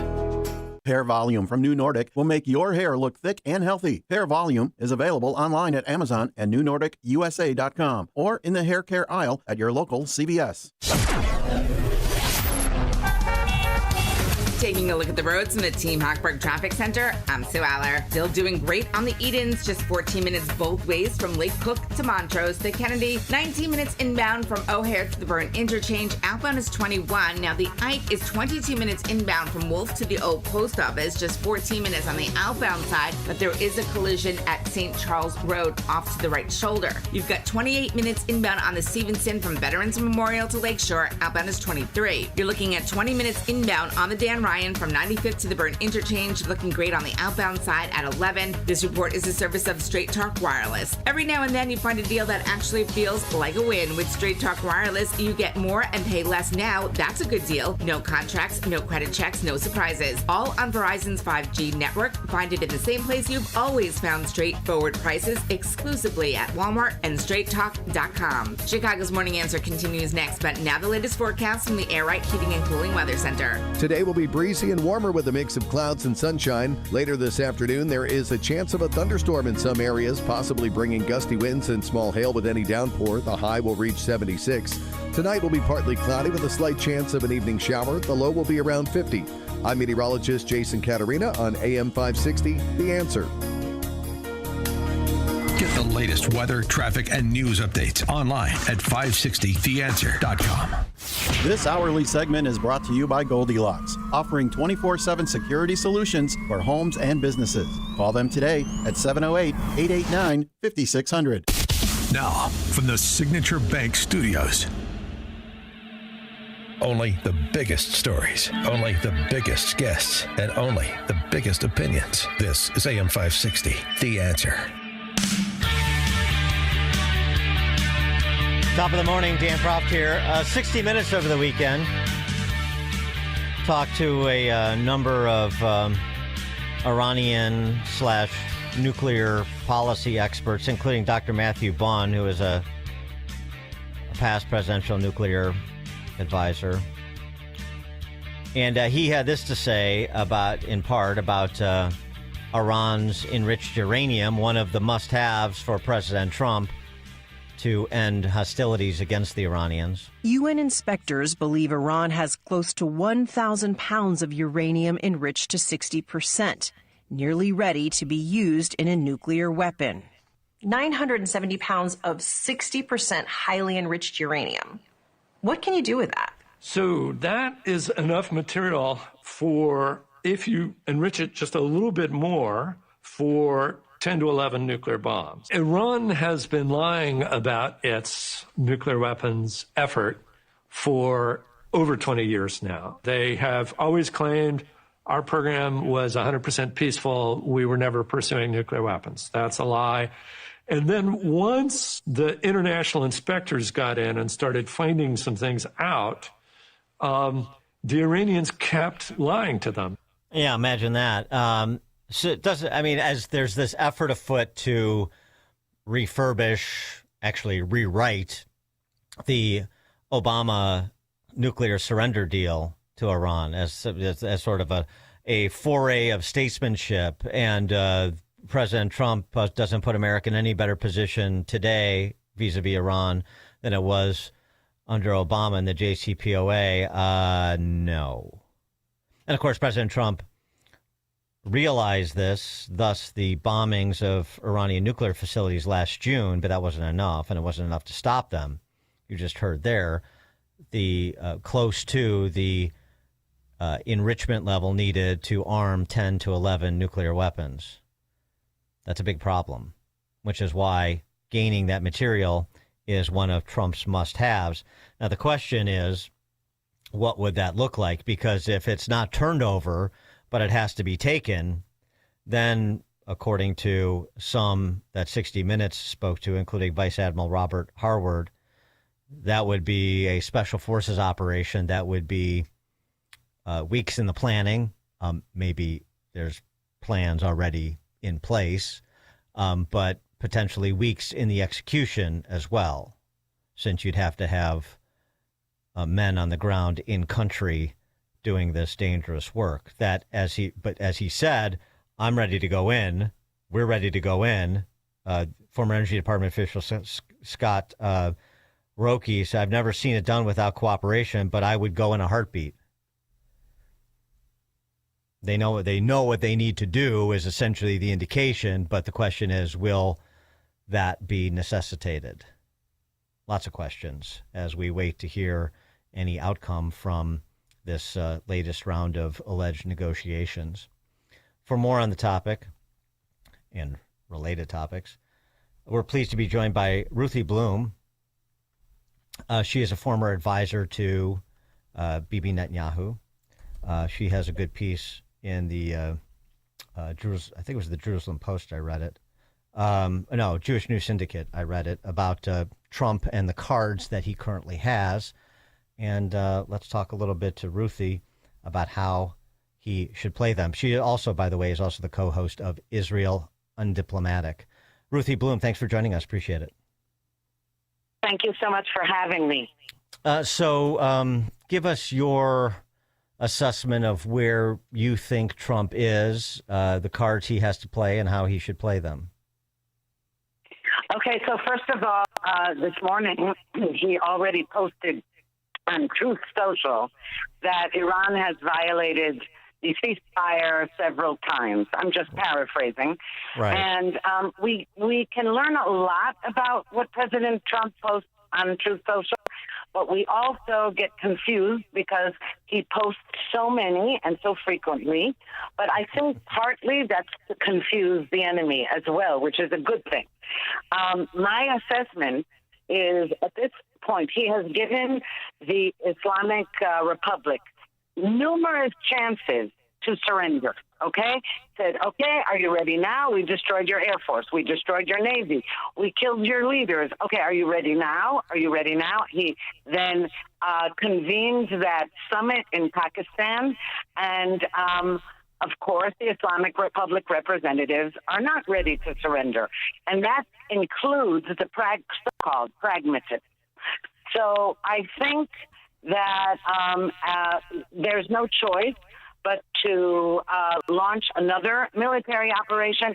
And what that entails, I have no idea.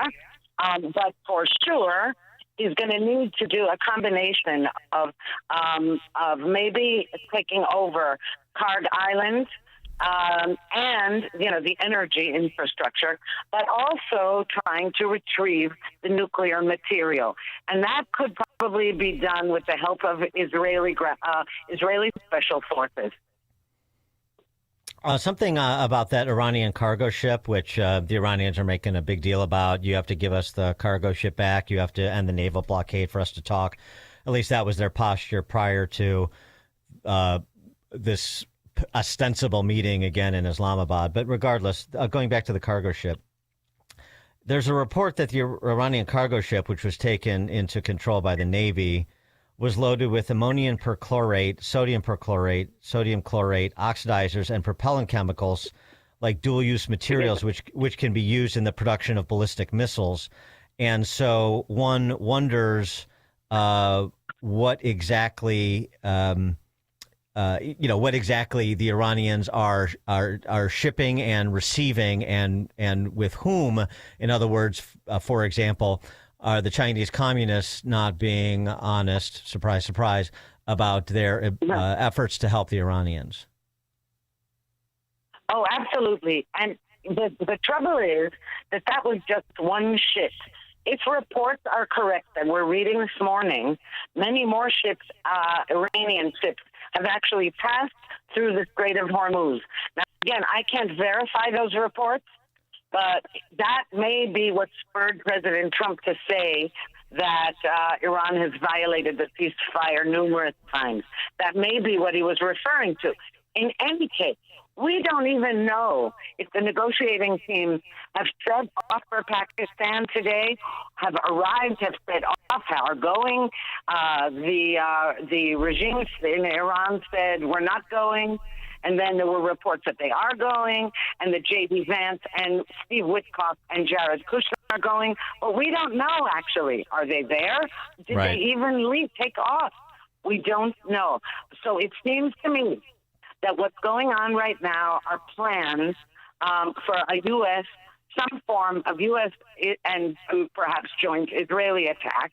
And that's why Israelis, I have to say from my end, we are preparing tomorrow night and early Thursday morning Israel time to be back in our bomb shelters.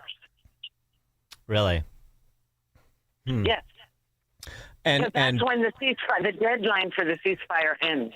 And, you know, we've been experiencing this before. Now, it's not so frightening because we see that we have time to get to our bomb shelters, et cetera.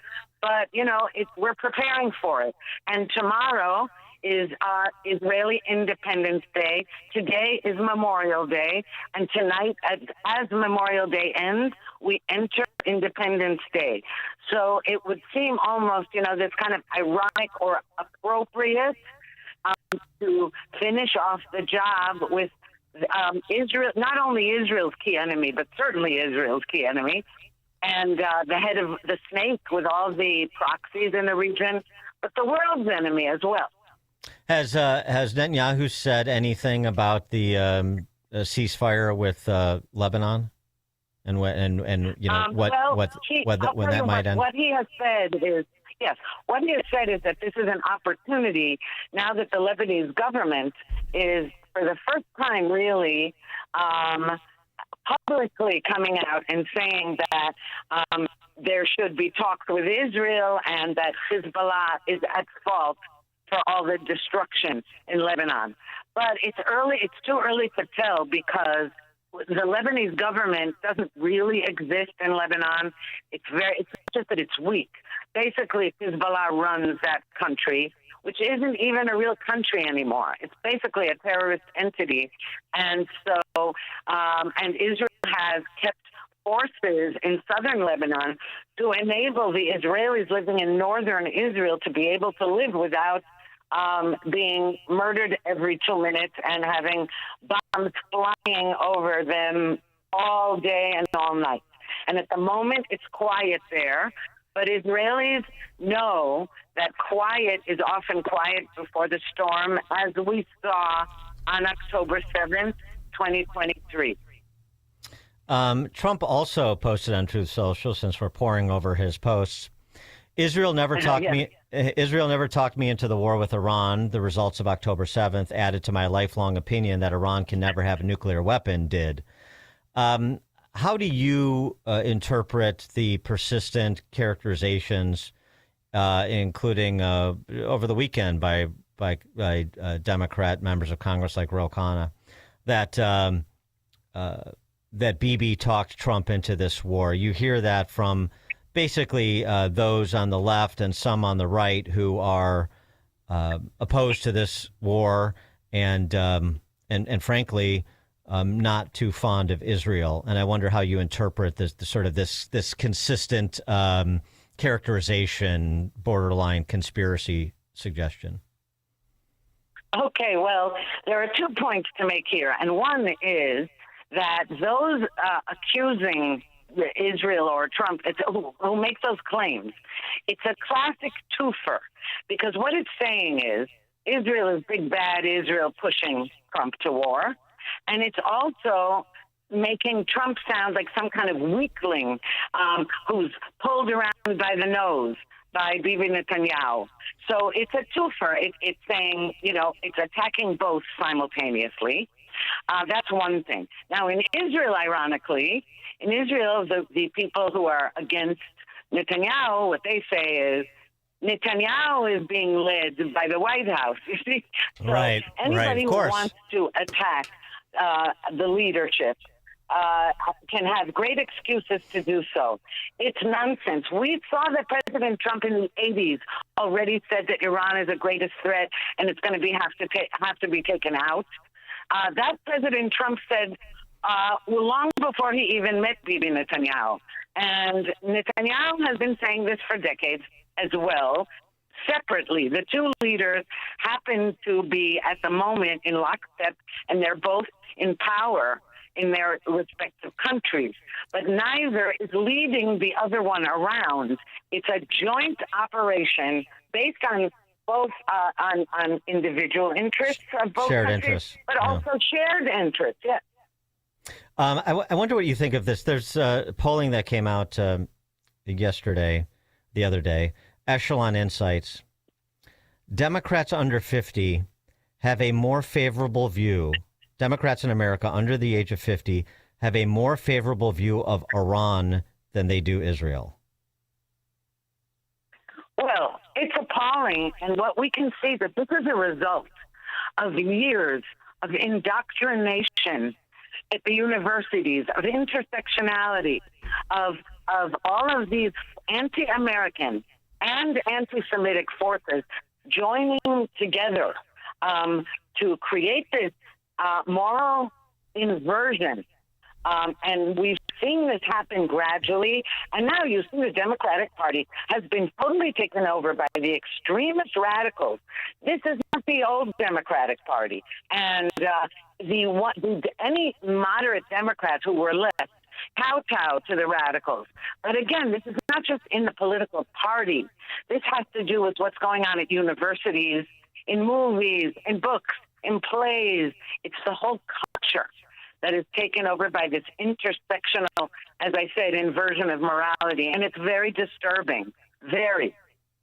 Ruthie Bloom, former advisor to the office of Benjamin Netanyahu, co-host of Israel Undiplomatic. Ruthie Bloom, thanks so much for joining us. Appreciate it. And thank you so much for having me. And she joined us on the alphawealthgroup.com answer line. The more you listen, the more you'll know. This is Chicago's Morning Answer. Morning Answer on AM 560. The Answer. Hi, I'm Ken Mariotti, owner of Woodland Windows and Doors, a third-generation family-owned business since 1969. We know you're bombarded by choices when shopping for new windows or doors, so we're inviting you to experience the Woodland difference.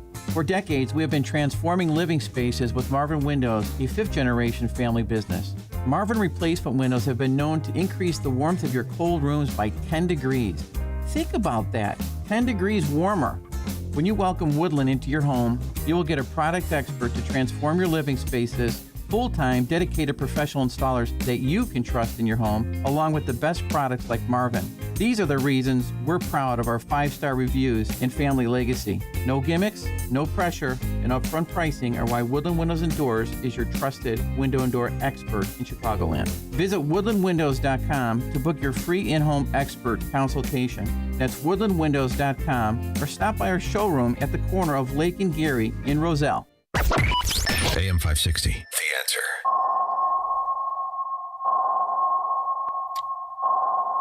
That sound means it's time for In-Depth History with Frank, the history teacher from Arlington Heights, because there's nothing new in this world, just the history you don't know, and Frank does. Frank, take it away. Good morning. Claude Monet, one of the earlier outdoor painters, worked quickly so as not to lose the right lighting conditions. In 1872, he painted an early dawn moment of his hometown, Le Havre, and since he was submitting it to an art exhibit, he simply called it Impression Sunrise.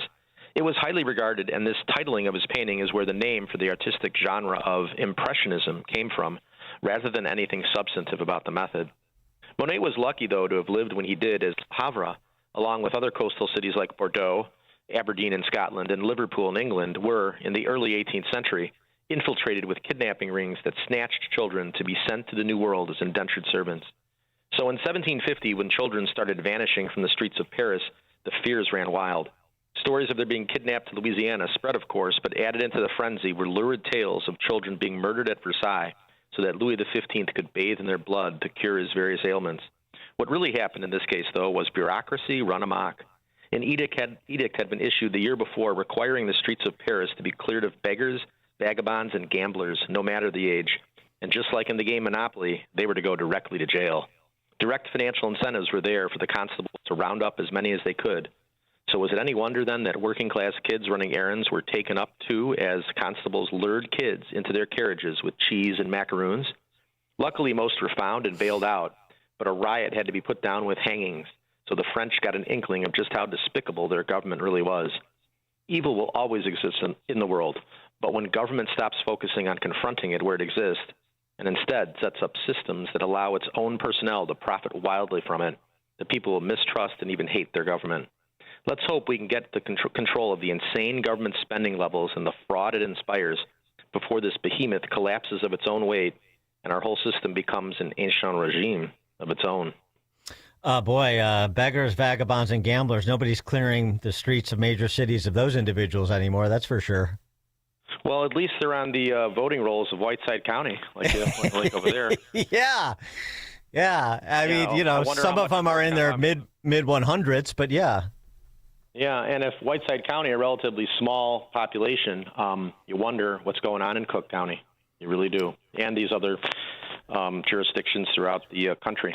I don't think you wonder what's going on. I think you wonder how big it is, what scale we're talking about here. The same thing that's happening in Whiteside County, right? Quickly, Frank, just a quick comment, since you're a man of letters. We were talking about the demise of the university. Your view? Oh, yeah, I heard that. Well, I mean, it's so insane. I talked to my kids about not getting into college debt. I mean, you're going to go to college for $200,000 and have that much debt. You have a mortgage without a house. So I think it's good that they have these opportunities that young lady kind of discovered, where she was able to get through everything a lot faster, get her degrees a lot cheaper. I'm all for it. Competition. Thanks, Frank. Excellent job as always. It is now 7 o'clock on AM 560 WIND Chicago. Vote no to save your country.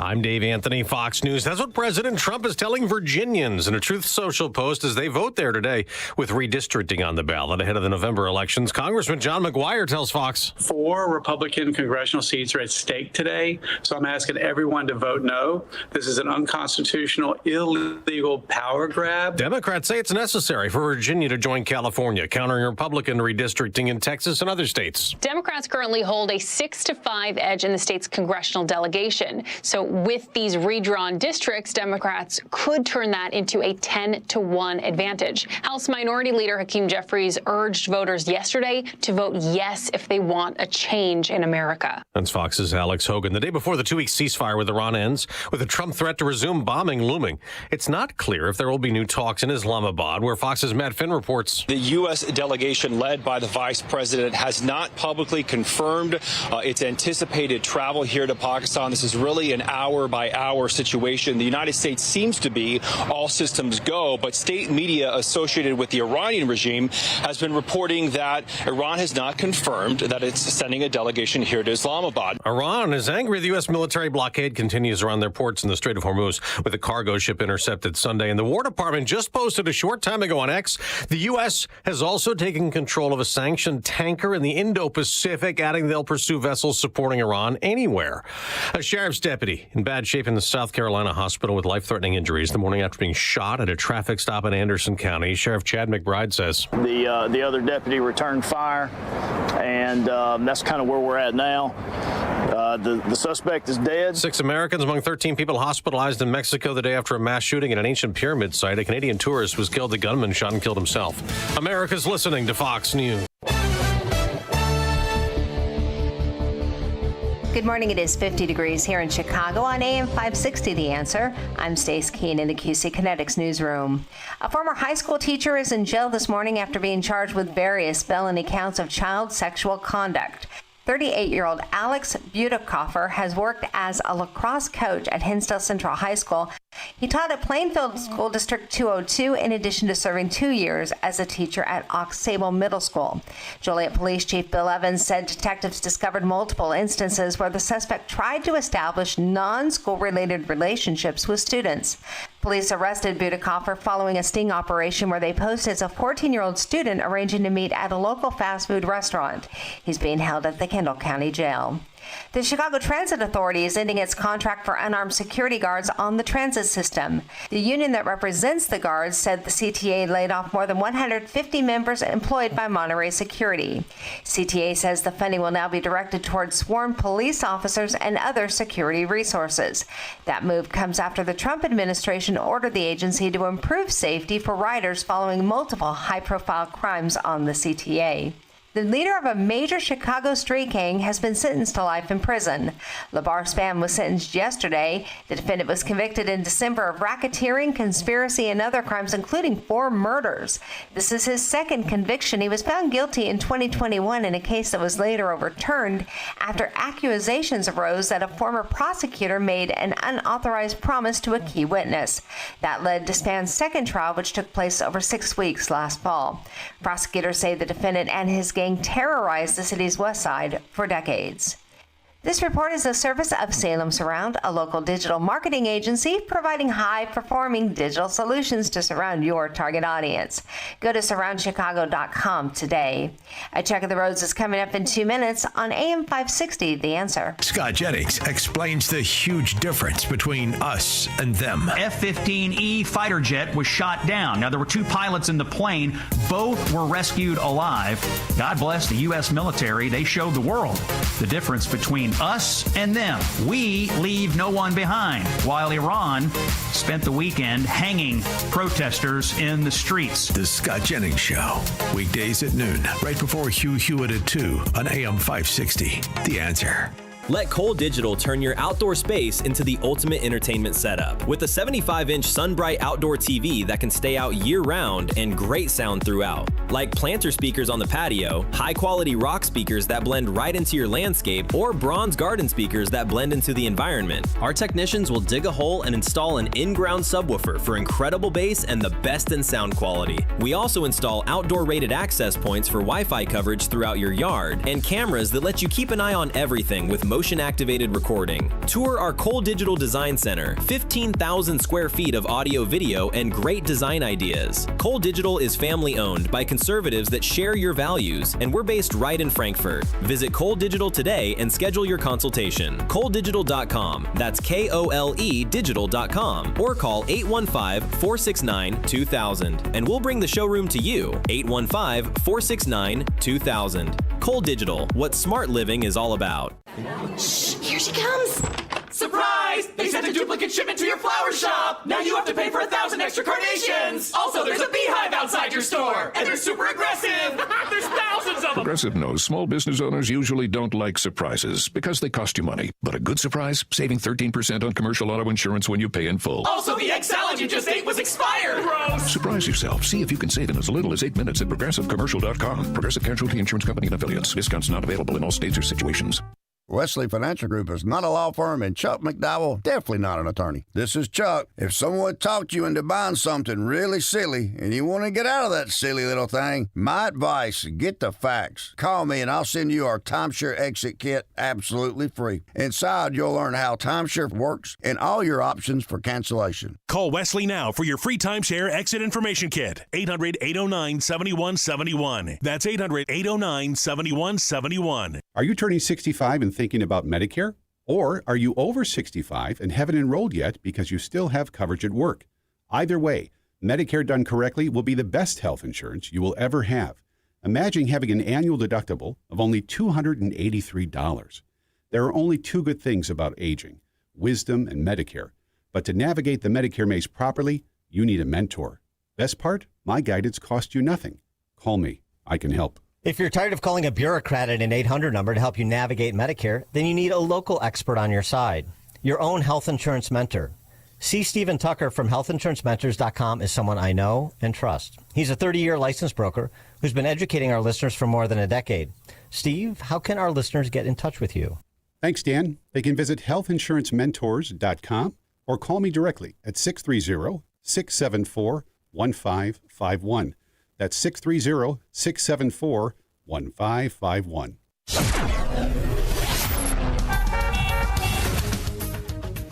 Taking a look at the roads from the Team Hochberg Traffic Center, I'm Sue Aller. Watch out, you got a crash on the outbound side of I-57 right after Dixie Highway, and it takes out the right lane. There's also a debris spill, so a real slow go over here, but we are doing okay. Inbound and outbound on the Edens, just 16 minutes from Lake Cook to Montrose. You've got 32 minutes both ways on the Kennedy from O'Hare to the Burn interchange. The Ike is stop and go inbound between Manheim Road and Sacramento Boulevard, so we're looking at 45 minutes from Wolf to the old post office. Outbound is 20, jam-packed on the Stevenson inbound between First Avenue and Pulaski Road, so 47 minutes inbound from Veterans Memorial to Lakeshore. Outbound is 30, 21 in, 11 out on the Dan Ryan from 95th to the Burn interchange. News and traffic is a service of American Beam and Steel, structural repair licensed contractors for your home and business. Search for American Beam and Steel online to schedule your consultation directly with the owner, Mark. American Beam and Steel. Chicago's Morning Answer continues next, but now the latest forecast from the Air Right Heating and Cooling Weather Center. Today will be breezy and warmer with a mix of clouds and sunshine. Later this afternoon, there is a chance of a thunderstorm in some areas, possibly bringing gusty winds and small hail with any downpour. The high will reach 76. Tonight will be partly cloudy with a slight chance of an evening shower. The low will be around 50. I'm meteorologist Jason Caterina on AM 560, The Answer. Get the latest weather, traffic, and news updates online at 560theanswer.com. This hourly segment is brought to you by Goldilocks, offering 24/7 security solutions for homes and businesses. Call them today at 708-889-5600. Now, from the Signature Bank Studios, this is Chicago's Morning Answer with Dan Proft on AM 560, The Answer.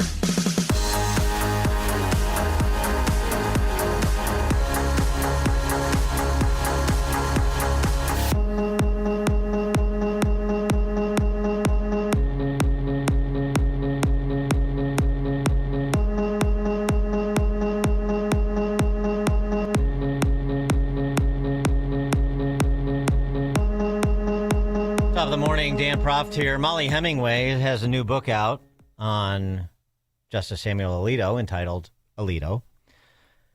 She was on Megyn Kelly's podcast, that is, to discuss it in part.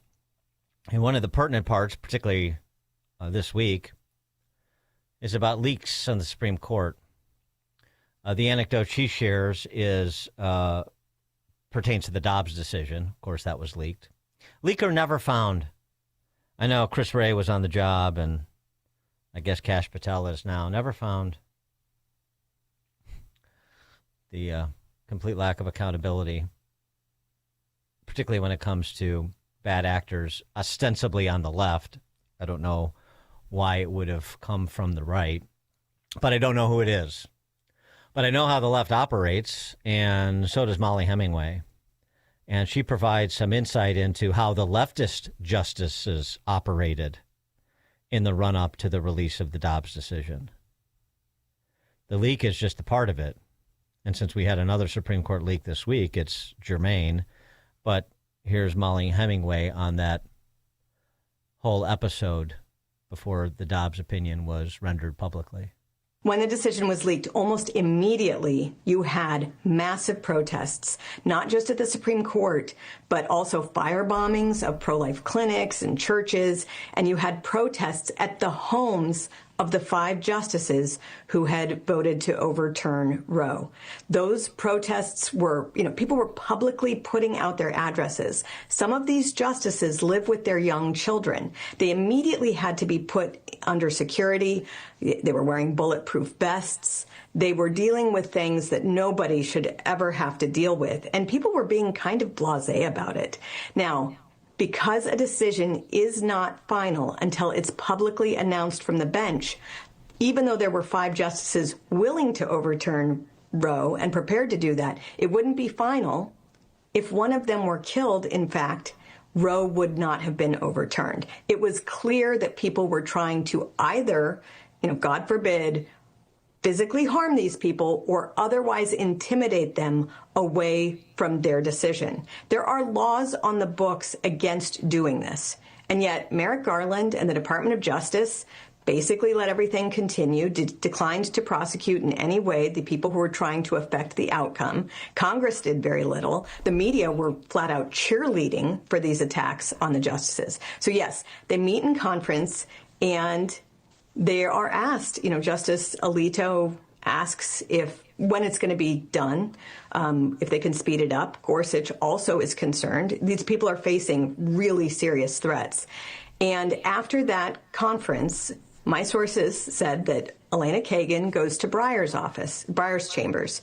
Why Breyer's? Well, Breyer is a stalwart liberal, but he also is a gentleman, and he was concerned about what was happening to his colleagues. And Kagan reportedly screamed at him not to accommodate any kind of any kind of getting that dissent done so that the decision could be released. And the evidence suggests that it's despicable. It's shocking. And then they finally agree. I'll just say one more thing that I think is just interesting about the inside of the court. When they meet in conference, they actually rate the decisions that have yet to come out as A, B, or C. A means they're totally ready to come out. B means that, you're just wrapping up the final bits. And C means nowhere near done. And in that first conference, after the leak, Roberts says that the Dobbs decision is a C. A C. Now, wow. the guys who had the really hard work got everything done by early February. But the dissenters had made it a C. So they finally agree that they're going to get the decision done by June 1st. And they do. Their dissent, I should say, by June 1st. And they do. But when they do it, they put this little, evil Easter egg in there. They put a footnote to a decision that was not yet ready to come out, knowing that you can't reveal the outcome of a case that has not yet been publicly announced. It delayed the announcement of Dobbs for another 3+ weeks.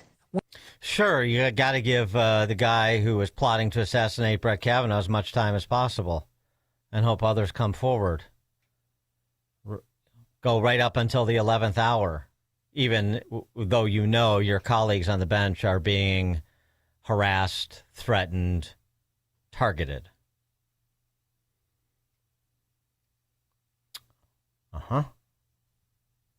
So that was the first of 3 leaks from the Supreme Court in the last 4 years.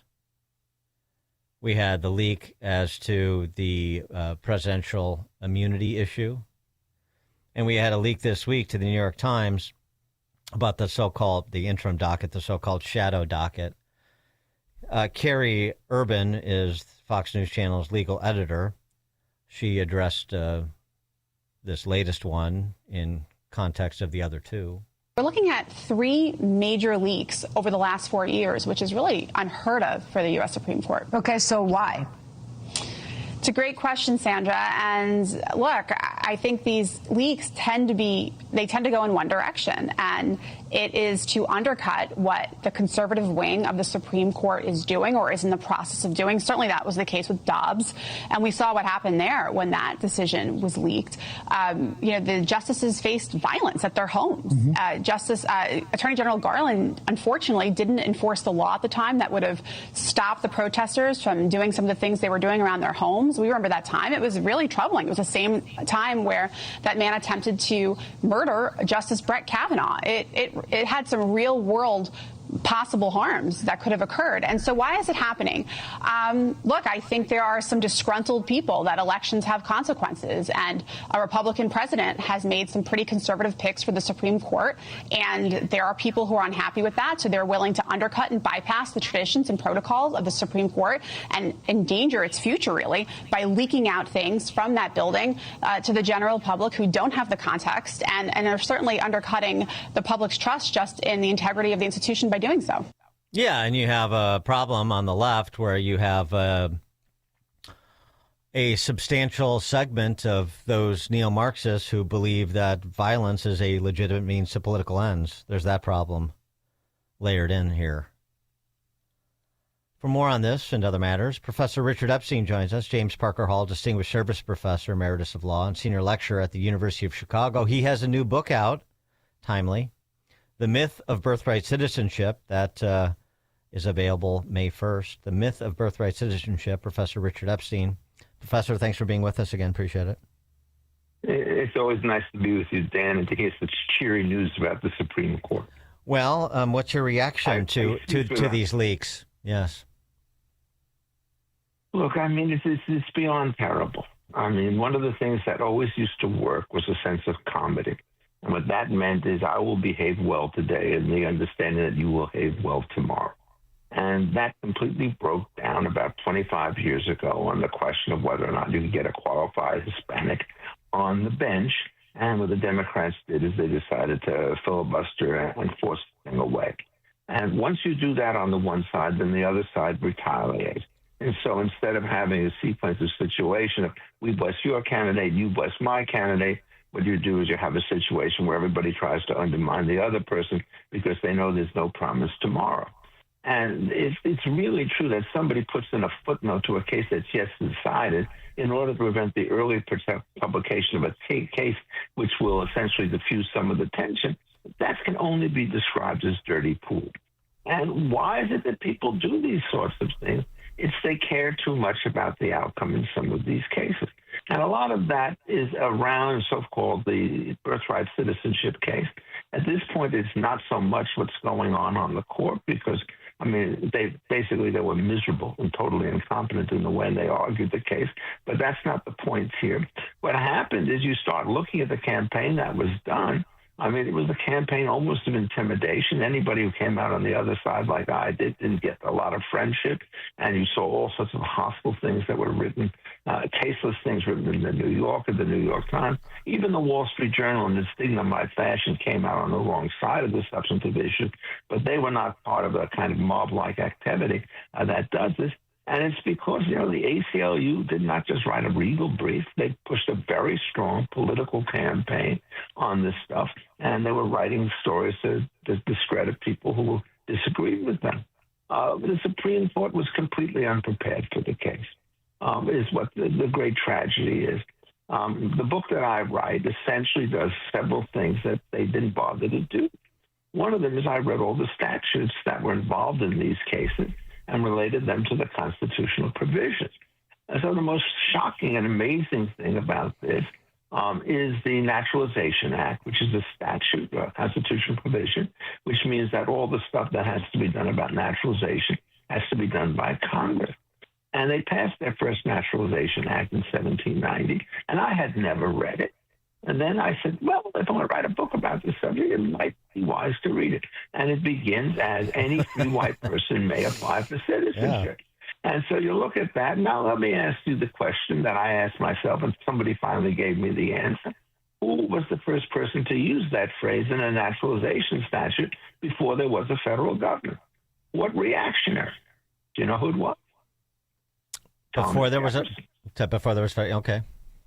federal government. Yeah, okay. So at that point, states had their own naturalization statute. And this thing passed without a peep. And then as you start going on, it gets even tougher in many ways. You have to be a resident of the United States. You don't have to be a domicile anywhere.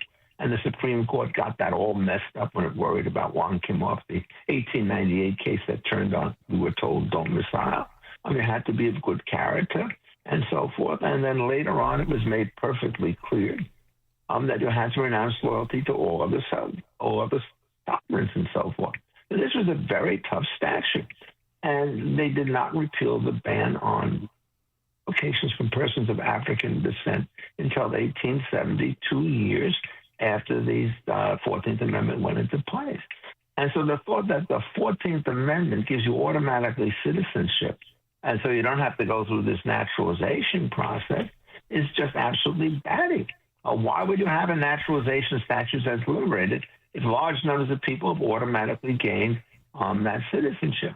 Well, what they do is they say that all these people are subject to the jurisdiction of the United States. Right. But they completely get that wrong as well. If you go back to Blackstone, there are two major propositions. One, there's something known as local allegiance, meaning when you're in Rome, you do as the Romans do when it comes to paying sales taxes and following the driving rules. But the moment you leave Rome, you are no longer attached in any way to this. And so what happens is in the United States, local jurisdiction attaches to everybody under standard international principle. But you then read further, what Blackstone said is each nation has its own peculiar statutes on naturalization for internal purposes, and you can't infer what goes on from one to the next. And that's exactly what happened. When you England, go ahead, finish your thought. Okay, well, what happens is in England, they did have a version of birthright citizenship that may be applied. But in America, when they passed the first statute, you had a federalism system that complicated things, and you had the institution of slavery that constituted complicated things. And they handled the slavery question by the white only. And they also well understood that the states could have their own requirements for state citizenship, which would not impair anything that was done with respect to the federal constitution. And the federal rule, one of the key provisions was that the status of a minor children was determined by the status of a parent, which has always been the way this thing was done. So Justice Barrett spends a lot of time trying to separate the child from the parent so as to make birthright citizen work. And then she says, well, how do you acquire domicile as a child when you don't have an intention to do anything? Well, she never read the black letter law on this subject. The domicile of a child is determined by the domicile of its parent. And that was also true under the Naturalization Act. And so when she and when Justice Kedanji Jackson go up there and start saying, well, we have to treat the individual child separately, it's in flat violation of standard rules on domicile and in flat violation of the Constitutional provision. And that's, of course, exactly what.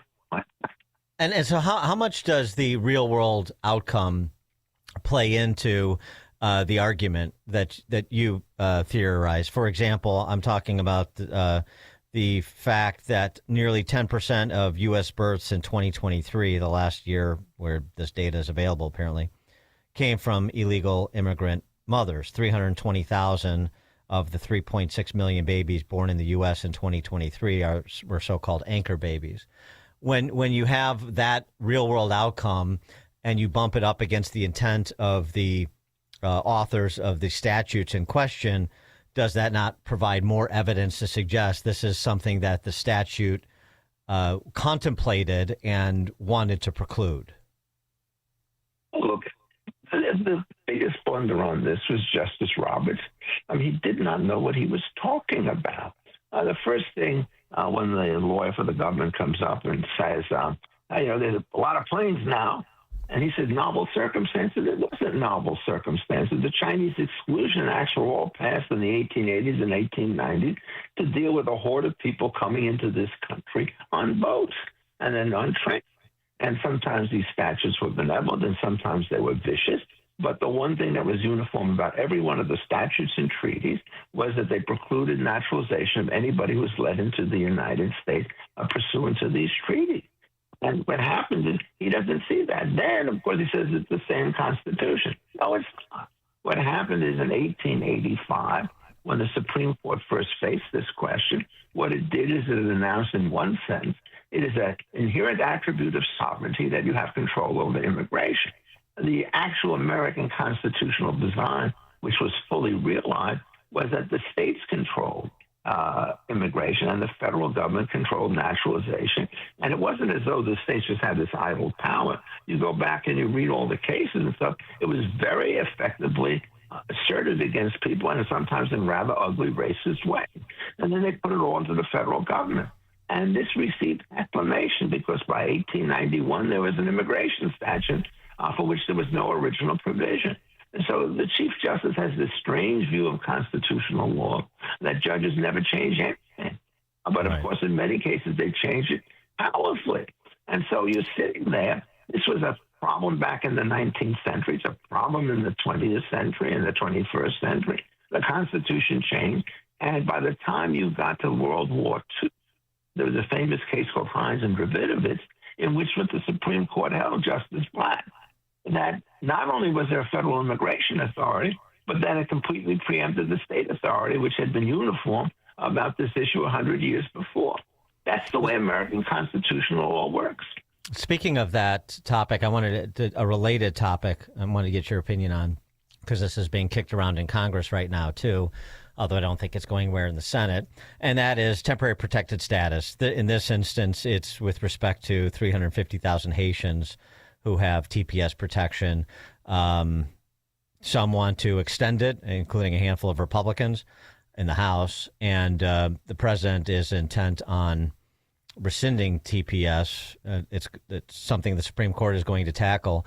Is it clear to you that the president has power over conferring or rescinding temporary protected status for a large group of immigrants from a particular country? Well, it turns out it's a tough question because the president does have very strong powers on this stuff. But this gets back to the problem of the unitary executive where the president consistently overreaches. And what he's always saying is, I don't care what Congress says about anything. All the executive power lies on me. And if I decide these people go, they have to go. My view is he has to follow those statutes. And then on that issue, Congress can deal with something. This is not a constitutional question at all because the immigration power and the naturalization power as we have simply allow the administration and the Congress to do anything. So if the Congress wanted to pass the statute of the naturalization, we hereby naturalize the citizens of the United States, all the citizens of China, that would be constitutionally okay. Politically, it might raise a problem or two. But so it's different. Yeah, but all the stuff having. Well, but the Supreme Court, but you had temporary protected status provided by a previous president, and how could temporary protected status thus not be rescinded by a subsequent president? How does one bind the other? Well, I mean, you're absolutely right about that. So to the extent that this is exclusively an executive authority matter, then that would be there. But what I'm saying is, since I don't know the particular statutes, if there was a congressional instruction to the president that Obama complied with, then Trump could not ignore that. But what you're right is, you look at the basic structure of the immigration and statute and so forth, vast discretion is given to the current administration. And so Trump cannot be ruled out of bounds. But when you're doing all of this stuff, what you have to do is see what's going on. So just to give you something else which people don't understand is the federal government has extensive and exclusive power over naturalization.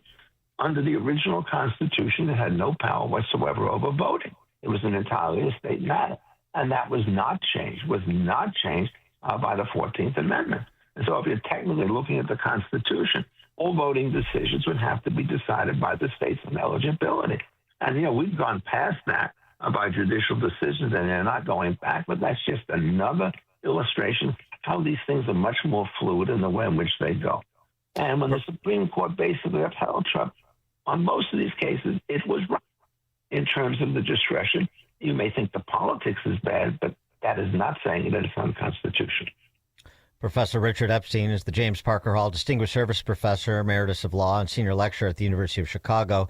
His new book, which we were discussing in part, at least the thesis of it, The Myth of Birthright Citizenship. The Myth of Birthright Citizenship is Professor Richard Epstein's new book, available May 1. Pick it up. Professor, thanks as always. Appreciate it. Oh, and thank you for having me. Bye-bye. And he joined us on the alphawealthgroup.com answer line.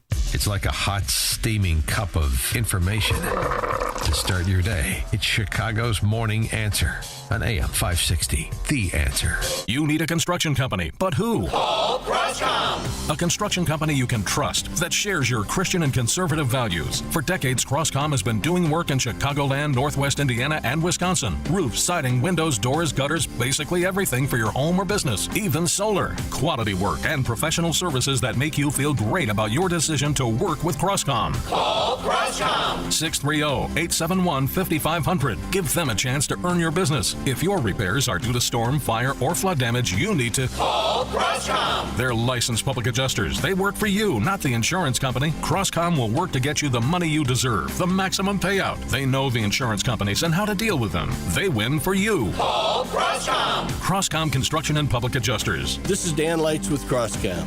You can trust us with your home or business for high-quality work and fair prices. It's the only way we do business. 630-871-5500. CrosscomPublicAdjusters.com. Your family and friends love you, but they hate seeing you in pain all the time, especially heading into vacation season. Allow me to recommend my friends at QC Kinetics. They will take care of your pain and let you go right on with your day. It's that easy. Listen, if you answer yes to more than one of these questions, then you're a great candidate. Do you have consistent joint pain in your knees, hips, shoulders, or back? Does pain rob you from a good night's sleep? Are you missing work or saying no to activities you love? Are you taking painkillers?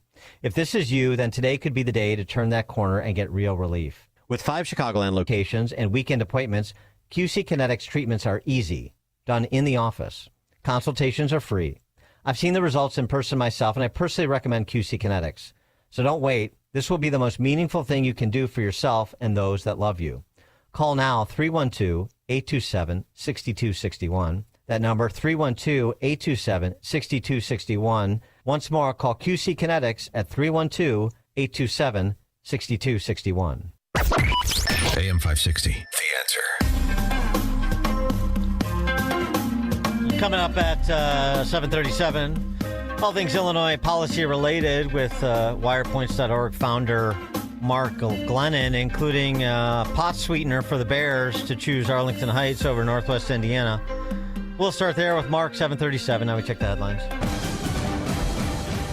Good morning. It is 51 degrees here in Chicago on AM 560 The Answer. I'm Stace Keene in the QC Kinetics newsroom. Mostly cloudy skies today. A chance for a stray shower or thunderstorms possible as we hit a high of 74. A Chicago man has been sentenced to 25 years in federal prison for conspiring to provide material support to the Islamic State of Iraq and al-Sham by using social media to encourage attacks on ISIS enemies and to recruit ISIS members. Prosecutors say Ashraf al-Safu was the leader of an online organization that created and disseminated threats and ISIS propaganda on social media and other platforms. He's been in custody since his 2018 arrest in Chicago. An investigation is underway after fire crews found a dead body inside a burning home in suburban Lake in the Hills. That discovery was made by crews as they battled the fire at the home in the 1000 block of Brittany Bend. A family member who went to the home to check on a relative reported the blaze to firefighters. The home was destroyed. This report is a service of the daily podcast of Chicago's Morning Answer and The Sean Thompson Show. Hear both shows with limited commercials when you subscribe for free to the daily podcast at 560theanswer.com/podcast. A check of the roads is coming up in 2 minutes on AM 560 The Answer. Larry Elder thinks Newsom's resume doesn't look good. And now there's this long article in the City Journal called Gavin Newsom's Empire of Fraud, and about the amount of fraud that's taken place during his watch. Estimated to be at least $180 billion, B as in bodacious. What was the Minnesota fraud? $9 billion? The Larry Elder Show. Weeknights at 8, right before Sean Hannity at 10 on AM 560. The Answer. It's Reveille. Last week, the Illinois House and Senate collectively passed 324 bills. The bills will now go to the opposite chamber for consideration. Most of these bills will make no difference to the 12.5 million Illinoisans who live here. None of the bills reduces taxes, protects people riding on the CTA, or ensures students a better education. This is nothing but busy work, and many are just ideological pandering. Here's a sample. HB 5095 says that the sex designation choices for state IDs or driver's licenses are male, female, or X instead of non-binary. HB 5045 allows the state treasurer to act as the investment manager for nonprofits. This is just the latest encroachment by State Treasurer Michael Frerichs into the private sector. First, he passed a bill mandating state 401k plans be offered for people whose employer does not offer one. Last year, he got a law put in that makes the state a student loan lender with no cosigner required. He is the epitome of a big government politician. SB 3465 says if a woman or an individual who menstruates is present on a worksite with 10 or more workers of any gender, then a separate toilet facility shall be provided at the worksite and designated for use by women and individuals who menstruate. Notice the woke language, a woman or an individual who menstruates. In the next 2 months, the bigger bills will surface. Bills that put in another record budget, increase taxes, and give Da Bears a property tax deal are still in the works, as well as Pritzker's bill to eliminate local zoning laws so he can turn every neighborhood into Section 8 housing. Illinoisans need to pay attention now and remember when Election Day rolls around what the legislators voted for 6 months prior. I'm Jeannie Ives. Listen to The Real Story Monday through Friday at 11 a.m. and sign up for my newsletter at breakthrough-ideas.com. Platform safety is critical at your commercial and industrial facility. Keeping people safe and meeting OSHA requirements isn't optional. That's why Vans Industrial offers free platform inspections by professional structural engineers who know exactly what to look for. Problems with platforms, ladders, or stairs can lead to costly fines or worse. Vans Industrial helps you meet OSHA standards to protect people in your facility. Hi, I'm Dave Van Camp, president of Vans Industrial.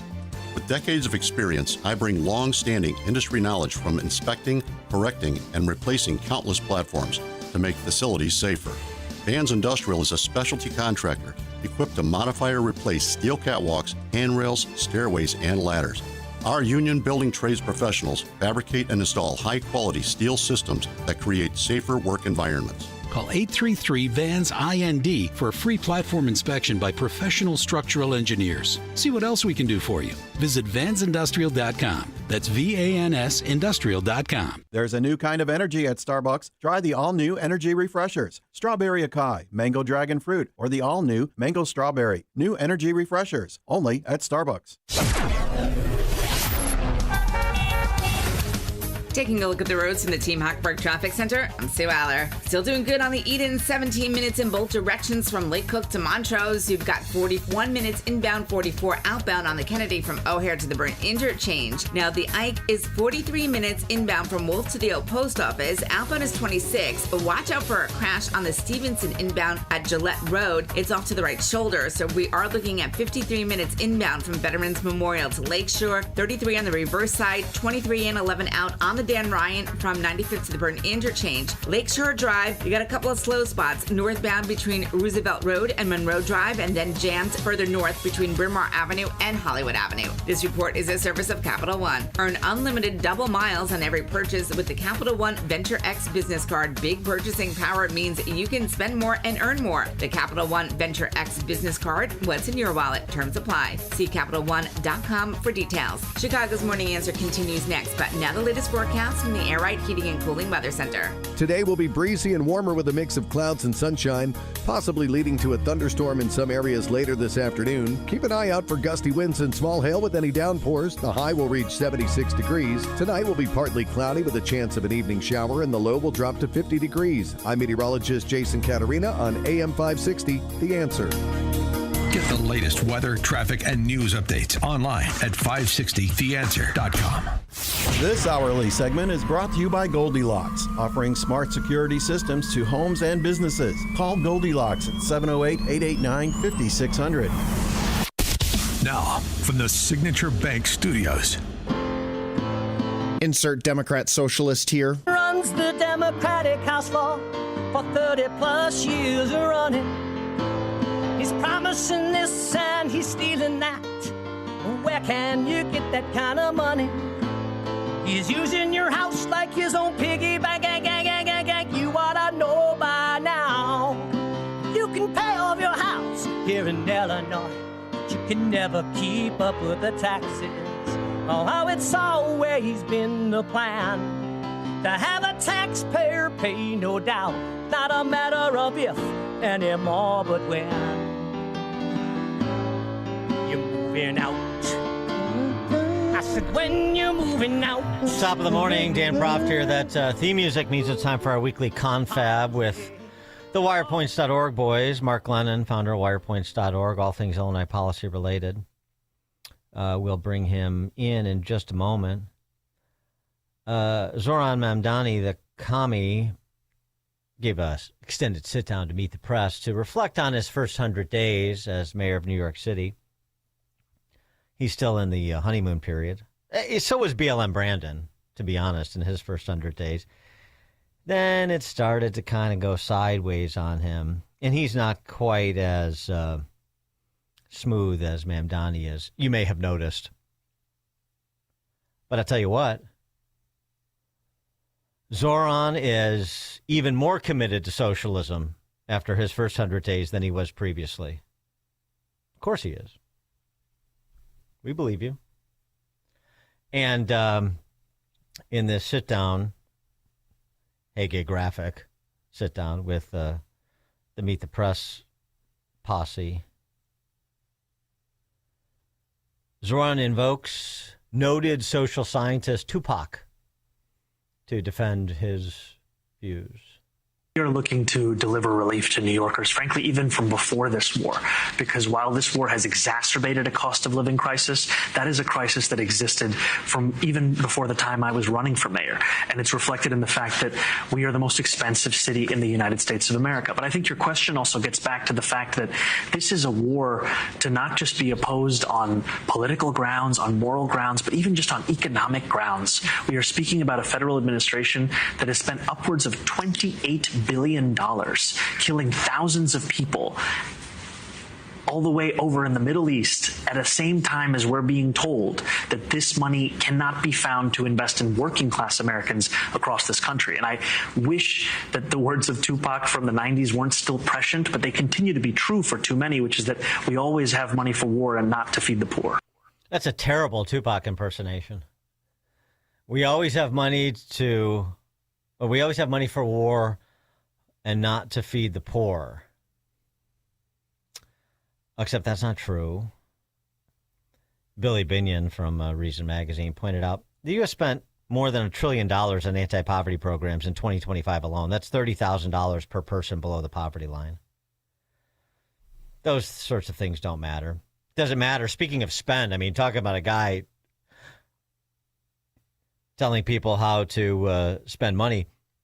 New York City's proposed budget under Mamdani is more than the state of Florida's budget, even though Florida has about, double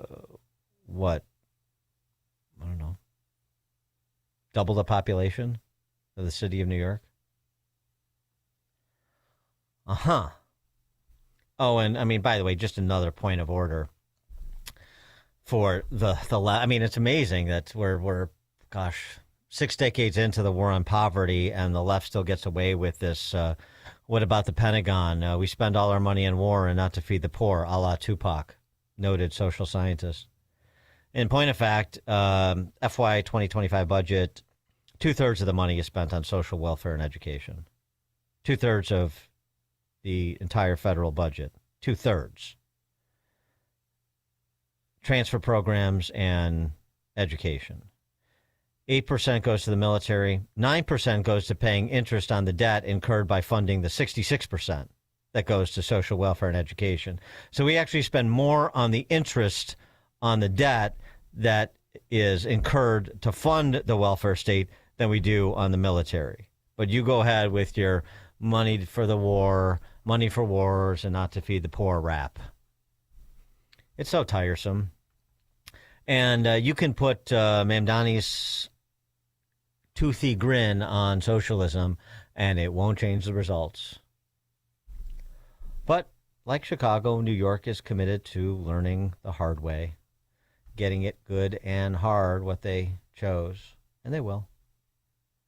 More on the topic. Mark Glennon joins us now. Mark, thanks for being with us as always. Appreciate it. Good morning, Dan. Yeah, you get tired of this stuff, as you say. You know, you and I have been hearing this stuff all our lives. Same things get repeated constantly. I guess people believe it, but the numbers, as you said, speak for themselves. And you turn to the state budget, and it's the same story as you were describing. That's beyond the $15 trillion or whatever it is that we spent on poverty programs in the last 60 years.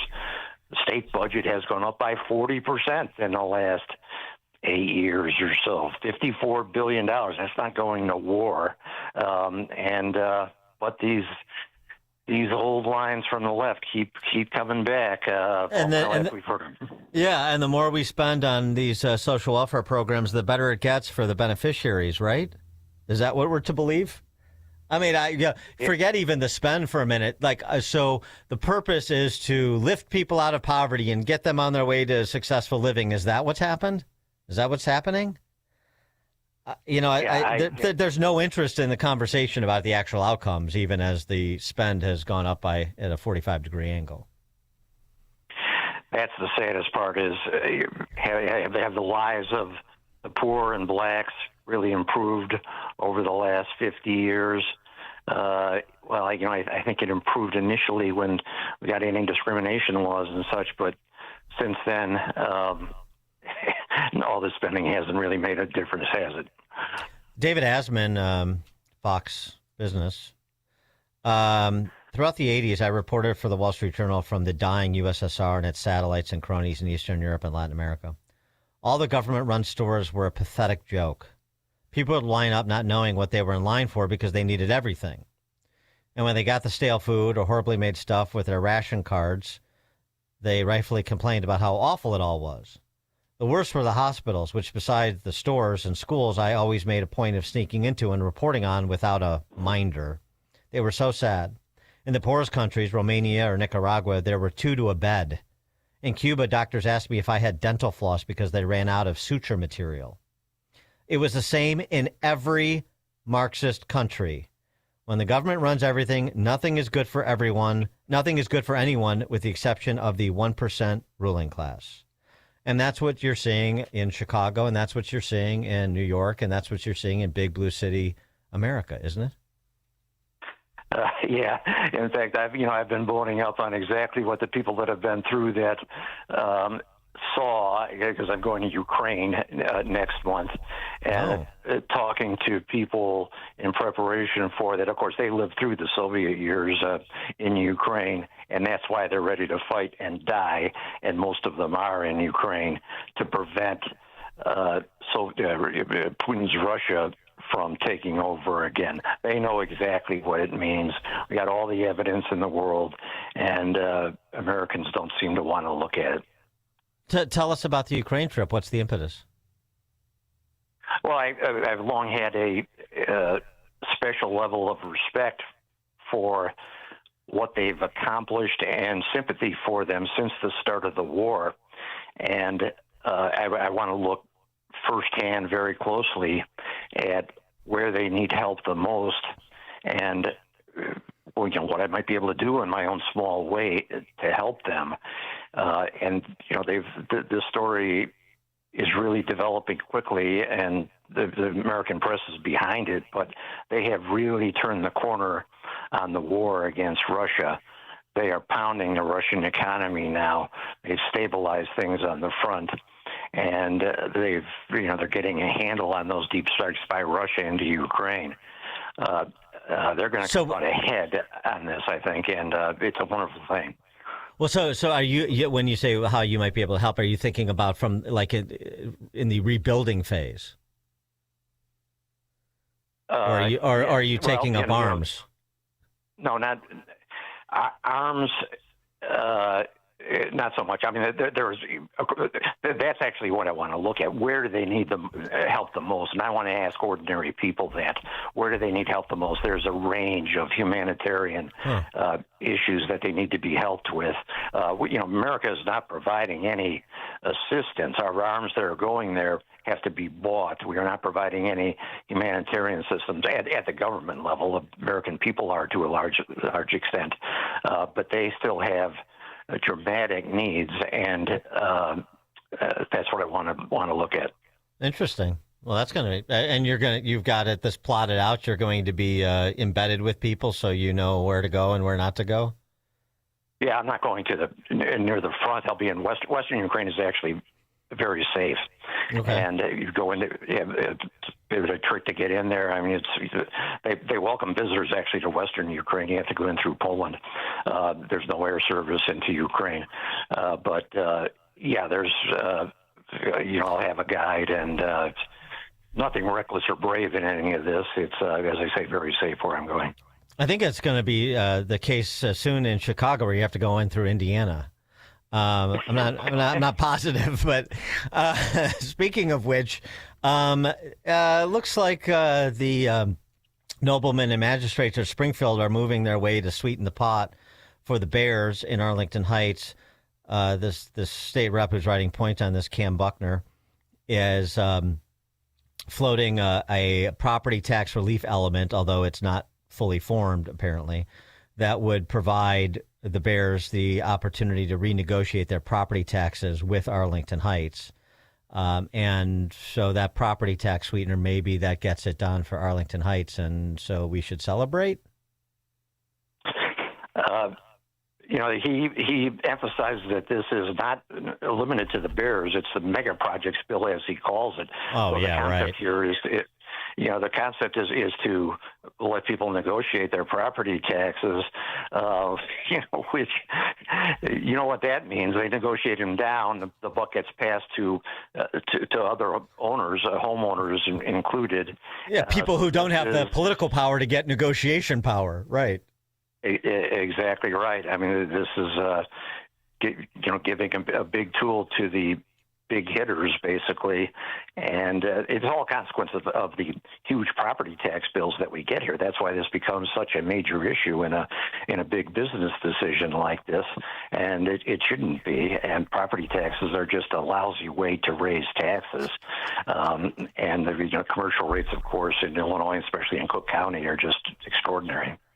Yeah, and I've got some bad news for the residents in neighborhoods like Englewood and West Garfield Park that were reeling from the property tax bills they got in December, and more other neighborhoods to be folded in.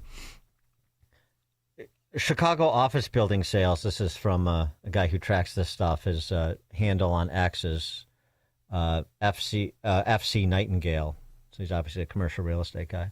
Chicago office building sales, he just posted a list the other day. 401 South State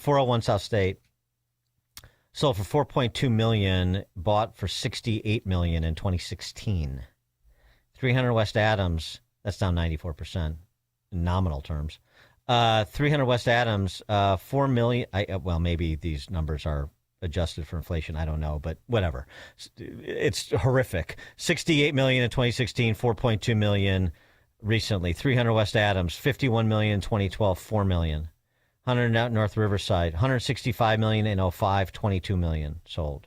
175 West Jackson, which we talked about the other week, $306 million in 2018, sold for $41 million. 311 South Wacker, $302 million in 2014, sold for $45. And there's a handful more along those lines. The impact that sort of indicates that in terms of the economic vitality, I know this is happening everywhere with commercial real estate buildings, but the impact of that, both property taxes, what it says about Chicago's vitality, is this just a, sort of Schumpeterian creative destruction and a right sizing of the marketplace, and it's happening everywhere, so we shouldn't take much judicial notice of this? Or is there something unique to Chicago we should understand about these numbers, Mark? It's particularly bad in Chicago. The occupancy rates here are on the low end, but other cities have really come back. You look at those actual occupancy rates based on card swipes and such. I noticed Austin, Texas is back up to about 80% of where they were pre-COVID when the work from home trend started and all. Chicago is still hovering around 55% or so, and it's not improving very much. There's been a slight uptick in the past 12 months. So this is the doom loop, as some New York academics labeled it a few years ago, still working, and it's going to get worse. And boy, those numbers you just rattled off, I wasn't familiar with all of those. Those are just brutal. And once again, those assessments are going to show up in lower tax bills for them, and the rest of us are going to get hit with that. Yes, in glorious socialist fashion, where though that weight gets redistributed among all of the apparatchiks. So there you go. Yeah. Getting it good and hard, as I said at the outset. Mark Glennon, founder of WirePoints, wirepoints.org. You can also get his musings at substack.com/@MarkGlennon. Mark, thanks as always. Thank you, sir. Take care. Bye. You too. And he joined us on the alphawealth.com answer line. There's only one radio show in Chicago talking about today's biggest stories and telling you what they really mean. That show is this one, Chicago's Morning Answer on AM 560, The Answer. Chicagoland certified financial planning professional Tim Stearns discusses taxes in retirement. Most people are paying more in taxes and keeping less of their money to live and do what they enjoy. That's why we've put out the retirement tax bill calculator online. You can see with your own eyes just how much you might be overpaying. It's a valuable tool, $500 value, but we made it free for you to view and run your own numbers at MVPCFP.com. That's MVPCFP.com. To run your retirement tax bill calculator, go to MVPCFP.com. Investment advisory services offered through Cornerstone Securities, LLC. Welcome to another edition of Tuesdays with Tim. My friend Tim Stearns, a certified financial planner with TJ Stearns Financial Planning in Arlington Heights. Tim, how are you? Welcome back. Doing well. Thanks for having me. So, Tim, let's check in on how you've been helping clients achieve financial security and peace of mind. Perhaps you have a story or two, a success story or two, an example of how you've helped clients recently. I remember I had a neighbor who, believe it or not, was a longtime listener to your show. And he had come up to me in the yard and said he wanted to stop and smell the roses and kind of get out of his job. He was done taking the train downtown to Chicago every day and basically working 60 hours a week for a company that didn't really care about him or his family. So we started running numbers, and lo and behold, he was able to retire 5 years earlier. He's now 12 years retired. He's a grandpa. He's loving life. He, too, needed a protect and grow blueprint, and he had to make sure he wasn't leaving anything to chance for their future. Thank you, Tim. If you're in your 50s or 60s, I want you to speak with my friend Tim Stearns, TJ Stearns Financial Planning. Tim will help you structure and optimize your savings to prepare for 20 to 30 years of enjoyable retirement. Call Tim today to schedule your free consultation and get your free Protect and Grow blueprint. Call 1-800-640-2256. Again, that number, 800-640-2256. Tell him I sent you when you call Tim at 800-640-2256. Each morning, the newsmakers and the newsbreakers shaping today's conversation are heard on the AlphaWealthGroup.com answer line on Chicago's Morning Answer. When you need answers about what's happening in your world, you turn to AM 560 The Answer. And when you need answers about how to prepare for and protect your retirement, you turn to the Alpha Wealth Group, now the proud sponsor of the AM 560 Answer line, right here on Chicago's source for news, opinion, and insight. AM 560 The Answer. AM 560, The Answer.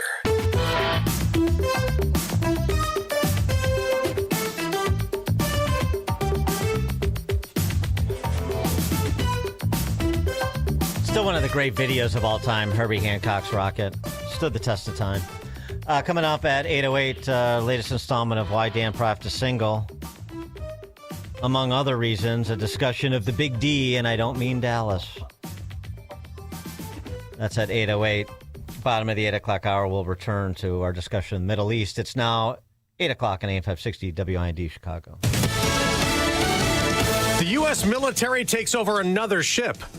I'm Dave Anthony, Fox News, but this one was not in or near the Strait of Hormuz, where the military on Sunday took control of a cargo ship trying to get around a blockade on Iran's ports. The announcement from the Pentagon says it happened overnight. U.S. forces, without incident, boarding the MV Tiffany in the Indian Ocean. It was sanctioned last summer for smuggling Iranian crude oil in Asia. The ship's had other names and has sailed under several countries' flags. The Pentagon statement refers to it as stateless and says, as we have made clear, we will pursue global maritime enforcement efforts to disrupt illicit networks and interdict sanctioned vessels, providing material support to Iran anywhere they operate. That's Fox's Chris Foster. This is the second round of U.S.-Iran talks are not set yet. Fox's Trey Yingst monitoring from Tel Aviv. Vice President J.D. Vance and the American delegation are expected to travel to Pakistan today, going to Islamabad. State media in Iran, though, says the Iranian delegation has not yet departed for the talks. Iran Parliament Speaker posted to X overnight saying, "We do not accept negotiations under the shadow of threats, and in the past 2 weeks, we have prepared to reveal new cards on the battlefield." That 2-week ceasefire expires tomorrow night. President Trump posted on Truth Social this morning Iran's violated it numerous times, and he suggested he's not willing to extend it, threatening to resume bombing. In another post, the president had a message for Virginians. Vote no, save your country, as voters go to the polls today on whether to approve redistricting ahead of the November elections. It could help Democrats flip 4 House seats from Republicans, joining California countering redistricting, helping the GOP in Texas and other states. House Democratic leader Hakeem Jeffries says, if you believe that we should stop the MAGA power grab and level the playing field across the nation, then vote yes. We just got an update to the economy this morning showing retail sales jumped nearly 2% last month from February, but Most of that increase was just us paying higher prices at the gas pump. America's listening to Fox News.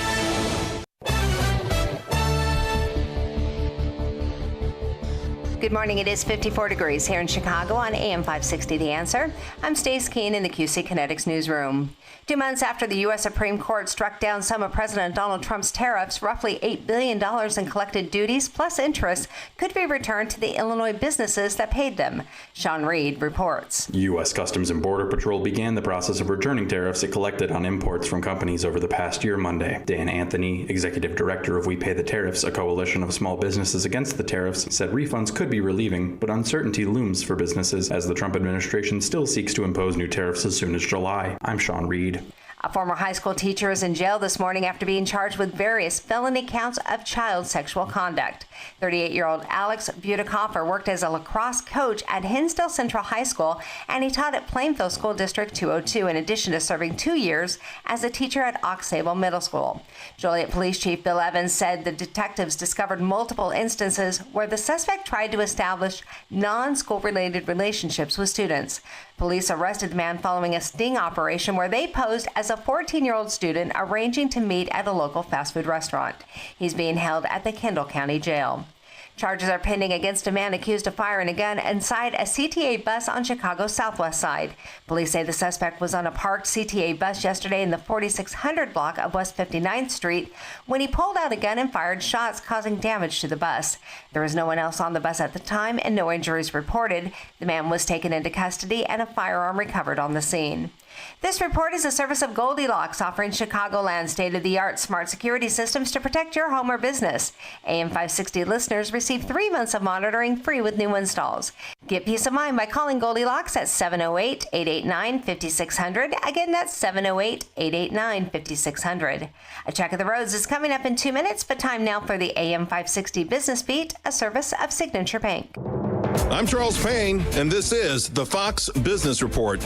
Spirit Airlines is hoping the Trump administration can help keep it alive. The Wall Street Journal says Spirit is interested in a potential U.S. government investment in the company. Spirit has struggled since a federal judge blocked its planned sale to JetBlue 2 years ago. Its plan to emerge from bankruptcy reorganization has been derailed by a jump in jet fuel prices as a result of the Iran war. Home builder D.R. Horton is reporting a better-than-expected quarter. Its business held up, even though its profit declined from a year ago as it continued to offer incentives to home buyers. United Health and GE Aerospace also reported upbeat earnings. Optimism has returned to Wall Street with anticipation of peace talks between the U.S. and Iran. That's your Fox Business Report. I'm Jenny Coselda. Invested in you. For over a decade, AM 560 has marked the start of summer with a night of cigar smoking and great conversation. And this year, we're proud to welcome the editor-in-chief of Breitbart News to Cigar Night. He's Alex Marlowe, and he'll join AM 560's Dan Proft and Sean Thompson on Tuesday, May 19th at Goebridge Farm in Pingree Grove for a night you won't forget. Tickets are on sale now at 560theanswer.com/cigar. That's 560theanswer.com/cigar. Sponsored by Virago, the Immune Enhancement Cocktail. Don't miss In Grace with Pastor Jim Scudder Jr., now heard on Sunday mornings at 7:30. Tune in and find hope as Jim Scudder explores God's Word and His world each Sunday morning right here on AM 560, The Answer. Virago is fending off viruses and making America healthy again. Hi, my name is Dr. Michael Huber. I'm one of the co-founders of Virago, the Immune Enhancement Cocktail. Here are what some Virago users have to say. I started using Virago a little more than a year ago. I have 3 school-age kids, and they are constantly bringing home whatever bug is going around school, whether it's a cold, a sore throat, whatever it is. Everyone in the house was getting sick. I started taking Virago to help boost my immune system, and it worked. I haven't been sick since starting Virago. I use just a half a dose daily unless I feel like I'm getting something. Then I'll take a full dose for a day or 2, and I'm fine. I also feel great and more on top of my game, like my memory is sharper. I'm not forgetting things. I absolutely recommend Virago. Boost your immune system with Virago. Order your bottle today. Visit myvirago.com. That's myvirogo.com. And use promo code IMMUNE to get 30% off. That's myvirago.com. myvirago.com. Use coupon code IMMUNE to save 30%. Virago and Maha, making America healthy again. Did you know most remodeling mishaps start before construction even begins? Here's something else you should know. At Forever Remodeling, we do things differently. Every kitchen, bathroom, and basement project starts with smart planning, detailed 3D designs, a clear scope of work, and accurate pricing, all sorted out before you get started. No surprises, no stress, just beautiful results. Done right the first time. Visit foreverremodeling.com. That's the number 4, EVER, remodeling.com. And schedule your free in-home consultation today. Picture warm Gulf breezes, turquoise waters, white sand beaches. Now, at Evenings of Conversation with Salem Media's Mike Gallagher, Scott Jennings, Larry O'Connor, and Jennifer Horn. This November, sail from Fort Lauderdale to the Bahamas, Jamaica, the Cayman Islands, and Mexico on a 7-day journey built for those who love this country. Book your cabin today when you text the word cruise to 94878. Celebrate America's 250th anniversary the right way on the Gulf of America Cruise. Book your cabin now. Text the word cruise to 94878. Shh, here she comes. Surprise! They sent a duplicate shipment to your flower shop. Now you have to pay for 1,000 extra carnations. Also, there's a beehive outside your store, and they're super aggressive. There's thousands of them. Progressive knows small business owners usually don't like surprises because they cost you money. But a good surprise, saving 13% on commercial auto insurance when you pay in full. Also, the egg salad you just ate was expired. Gross. Surprise yourself. See if you can save in as little as 8 minutes at progressivecommercial.com. Progressive Casualty Insurance Company and Affiliates. Discounts not available in all states or situations. Wesley Financial Group is not a law firm, and Chuck McDowell definitely not an attorney. This is Chuck. If someone talked you into buying something really silly and you want to get out of that silly little thing, my advice, get the facts. Call me and I'll send you our timeshare exit kit absolutely free. Inside, you'll learn how timeshare works and all your options for cancellation. Call Wesley now for your free timeshare exit information kit. 800-809-7171. That's 800-809-7171. Take the journey of living a happy, successful, and meaningful life through God. Listen to It's Time with Dan Lights, Sunday mornings at 9 on our sister station, AM 1160. Hope for your life.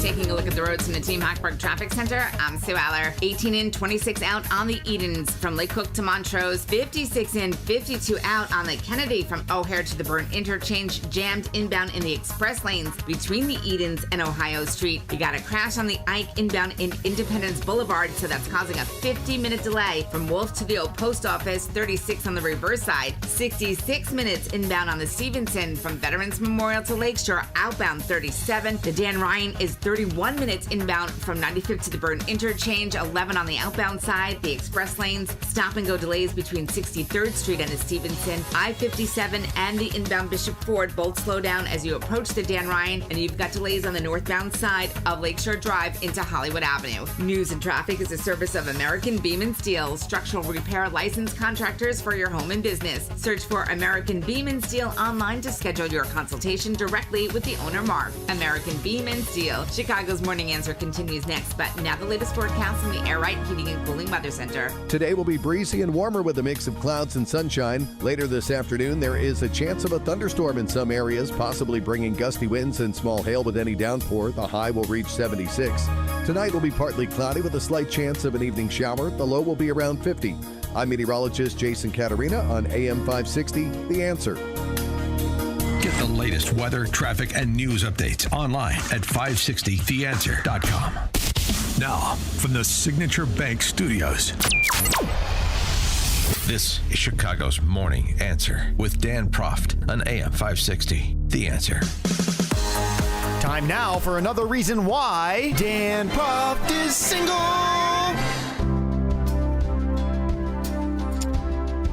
Top of the morning, bring it in. Hopefully this will be cathartic for some. On this installment of Why Dan Proft is Single, one of the reasons, avoid the big D, and I don't mean Dallas, with apologies to Mark Chestnut. This piece by Veronica Dagger in the Wall Street Journal about how things get petty, how things go full War of the Roses when it comes to splitting up possessions, particularly but not limited to a divorce. We'll get to the not limited part. The who gets what. Divorce is rarely just about the money. It's about the life a couple built together. Once they decide to split, they often begin the grueling process of dividing a shared identity, item by item. During my reporting for Divorce Week, I asked folks around the country which surprising possessions became flashpoints and why. One answer that took me aback: rewards points. Lawyers told us airline miles are a common source of friction. One ex-couple even battled over their Walgreens rewards account. Of course, there are sentimental belongings, a family tamale pot, or a vintage train set. Some of the items were practical, like saws and other power tools, but often the fights aren't driven by logic. They're driven by emotion, and emotion can get pretty expensive. A financial advisor I spoke with recalled a couple who spent $10,000 in legal fees fighting over refrigerator magnets and a lamp worth about $150. It wasn't really about the objects, it was about hurting the other person. In the end, this husband paid his ex $75 for the lamp. That's the heart of these stories, the tension between honoring the life that was and at the same time, letting go. Yeah, emotion can be expensive, including on the front end. Please share, if you are now stable enough to be able to do so, share your stories of pettiness and ugliness and fighting over things that are not important in the process of divorce to punish the other person, which of course that's what it's about. 312-642-5600 is the alphawealthgroup.com answer line. And getting divorced is one of the reasons why you might not be an Alpha Wealth Group client. The Walgreens rewards account that the reporter mentioned, Brooke and Andrew Reese's divorce, it was tied to Brooke's phone number, but she said during the mediation, Andrew asked for the account along with its points and coupons. She let him have it. I mean, have the account. She said, I just use CVS now. Boy, you even have to split up the pharmacies. 7 years removed, neither remembers the value of what was on the account. Andrew doesn't even recall trying to claim it.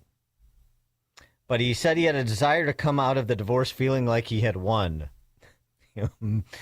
Oh, if there's ever a circumstance where you have to ask yourself the question, what does winning look like? What do I win when I so-called win? Fighting over chocolate lab. I get the dog. One client of a Connecticut divorce attorney spent $70,000 on fighting for sole custody of a Labrador retriever that he and his ex originally bought for $3,000. Although the attorney said the client didn't even want the dog, he just knew his wife adored it. Yeah, that's a fun way to live. The spices.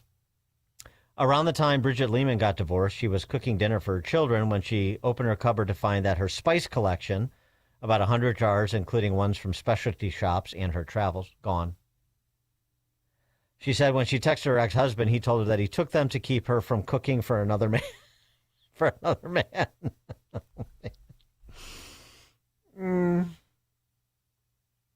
7 years later, Lehman said she and her ex get along and sometimes spend time together with their children. The spices have become a running joke now. Time heals. You got to walk away. Got to know when to walk away, I think. Now, as a addendum to this reporting, if you think divorce is messy, try splitting up when you're not married. Well, and why do you think people aren't getting married? Soon after Sharare Mozed and her partner were married in a religious ceremony, she said she moved into his LA condo and quit her job in engineering management to take care of him and his daughter. After their split 8 years later, she sued for financial support and a share of a multi-million-dollar home. But the court dismissed her complaint. Why? They got married in a religious ceremony. They never applied for a marriage license to get legally married. Now she's 55 and studying law and trying to rebuild her life. The reporting, if you think divorce is messy, try leaving a life built together without ever having been legally married. More Americans than ever facing that reality. More than 20 million adults are living together without the legal bonds of marriage. Well, there's your first mistake. According to the National Center for Marriage and Research, Family and Marriage Research, I should say.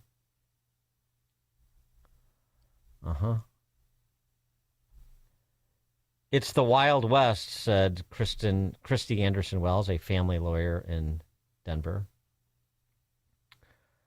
As I'm sure many know, the law treats marriage as a financial partnership, and the presumption is that the assets will be equitably divided upon breakup. Common law marriages are recognized in some states, but not most. So you can always ink a cohabitation agreement if you want, which are like, prenups, but you might face some resistance. Text from 309.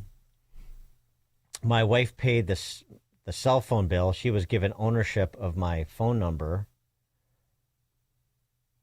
And when I got a new phone, I was ordered to pay her for the expense of the line I didn't own for the remainder of the contract, 18 months. Well, nobody's going to get out clean. I think you want to try to get out as quickly and by extension as cleanly as you can if that's what you're going to do, right? Not that I believe in such things.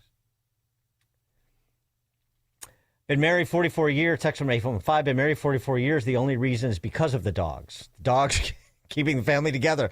I am not willing to risk losing the dogs. The wife? Text from 815. It's interesting I'm getting texts and not calls. I think there's still some rawness there. The 11 years have passed. The golf cart was the issue.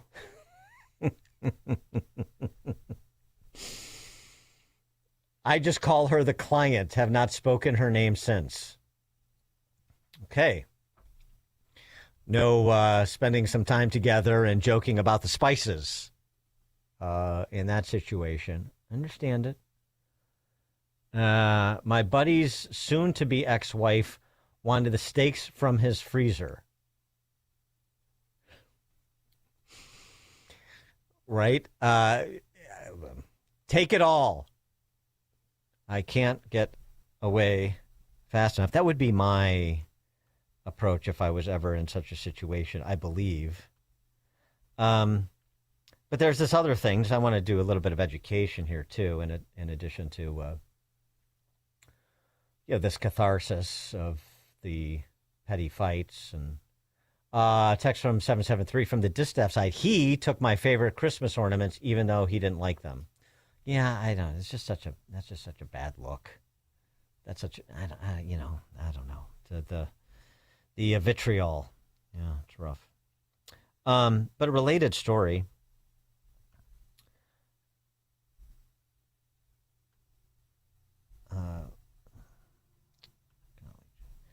Therapists say that people who stay single often don't know how to let someone into their world. And this is a female perspective writing about this. Here's what she has to say. Oh, wait. Well, we have a bold person calling in to talk divorce. This, again, attorney-client privilege attaches. Bill on Northwest Side. Yes, Dan. When Dan Hampton was going through his divorce, he asked his lawyer, why are divorces so expensive? And his lawyer's response was, because they're worth it. Yes. Okay, George in Naperville. Yes, Dan, the reason you're not getting a lot of calls is because we all know love is never having to say you're sorry.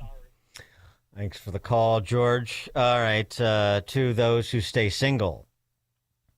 And maybe it's not just because of fear of the big D.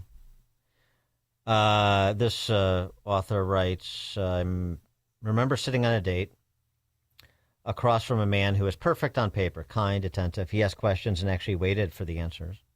He remembered things I told him weeks earlier. By every measure, he was doing everything right, and I felt nothing. Not because something was wrong with him, because something in me wouldn't let him in. I've been hurt before. Every time he got close, I felt a wall go up. Not a dramatic wall, just a quiet, automatic closing of a door I didn't even know was there. I mean, really. He'd ask how my day was. I'd say fine. He'd ask what I was thinking about. I'd say nothing. He'd try to get closer, and I'd let him just close enough and then stop. She sounds like a dude. Maybe this is a nom de plume or a misassignment of pronouns. After a few months, he gave up. I told myself he wasn't the right one. The spark wasn't there, that I was just being honest about my feelings. But years later, I realized the truth. The spark wasn't missing. I just never learned how to let it catch.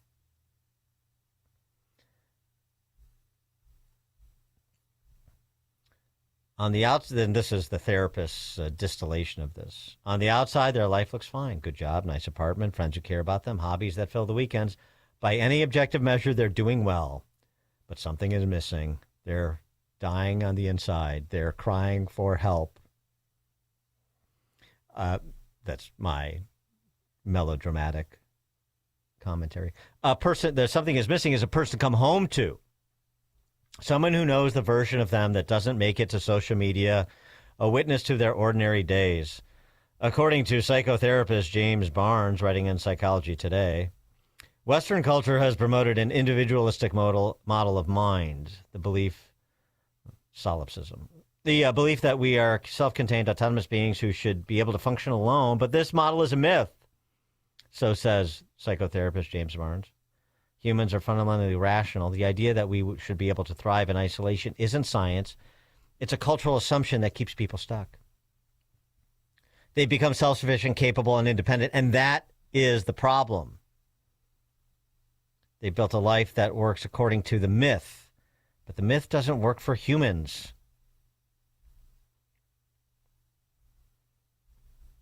When someone asks how they are, the answer is automatic. Fine, good, busy. The words come out before they even checked in with themselves. More checking in with oneself. They've said fine so many times that they believe it. The deflection is so quick that they don't even notice it anymore. But the people who could love them are left with nothing to hold on to. A wall of fine isn't rude. It's just empty. After enough empty conversations, people stop asking, not because they don't care, because they've learned there's no point. And that's what I call stability. According to clinical psychologist Dr. Margaret Robinson Rutherford, author of Perfectly Hidden Depression, that's a page-turner. Perfectionism is often a form of armor that people use to protect themselves from rejection and hurt. They learn to hide their vulnerable emotions, anxiety, anger, sadness, because those feelings weren't safe to express growing up. It all goes back to the womb. I can feel where this is going. The armor keeps them safe, but it also keeps everyone out. And over time, even they forget what's underneath. The messy parts. You know, the fears, the doubts, the embarrassing desires. Embarrassing desires, boy. Whew, okay. But enough about Swalwell. The messy parts, the fears, the doubts, the embarrassing desires stay locked away, not because no one would accept them, because they've never practiced letting anyone in.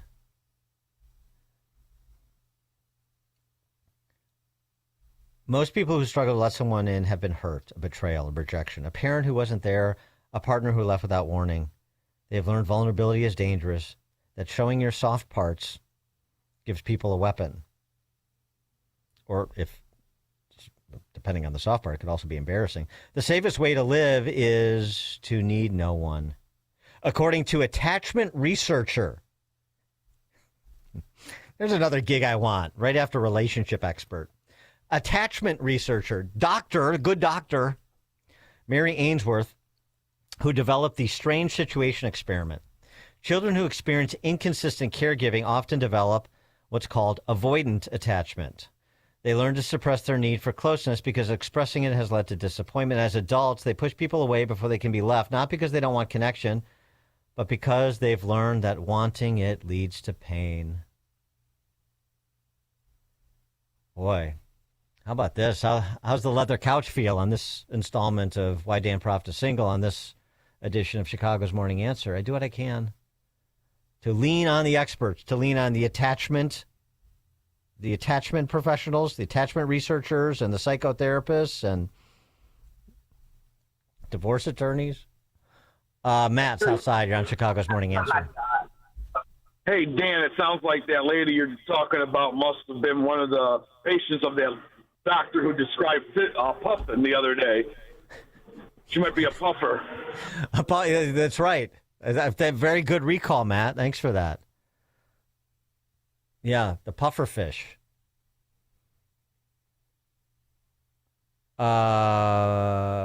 Jeff, Northwest Side. Hey, Jeff. Yeah, good morning. Hi. I don't think there's anything wrong with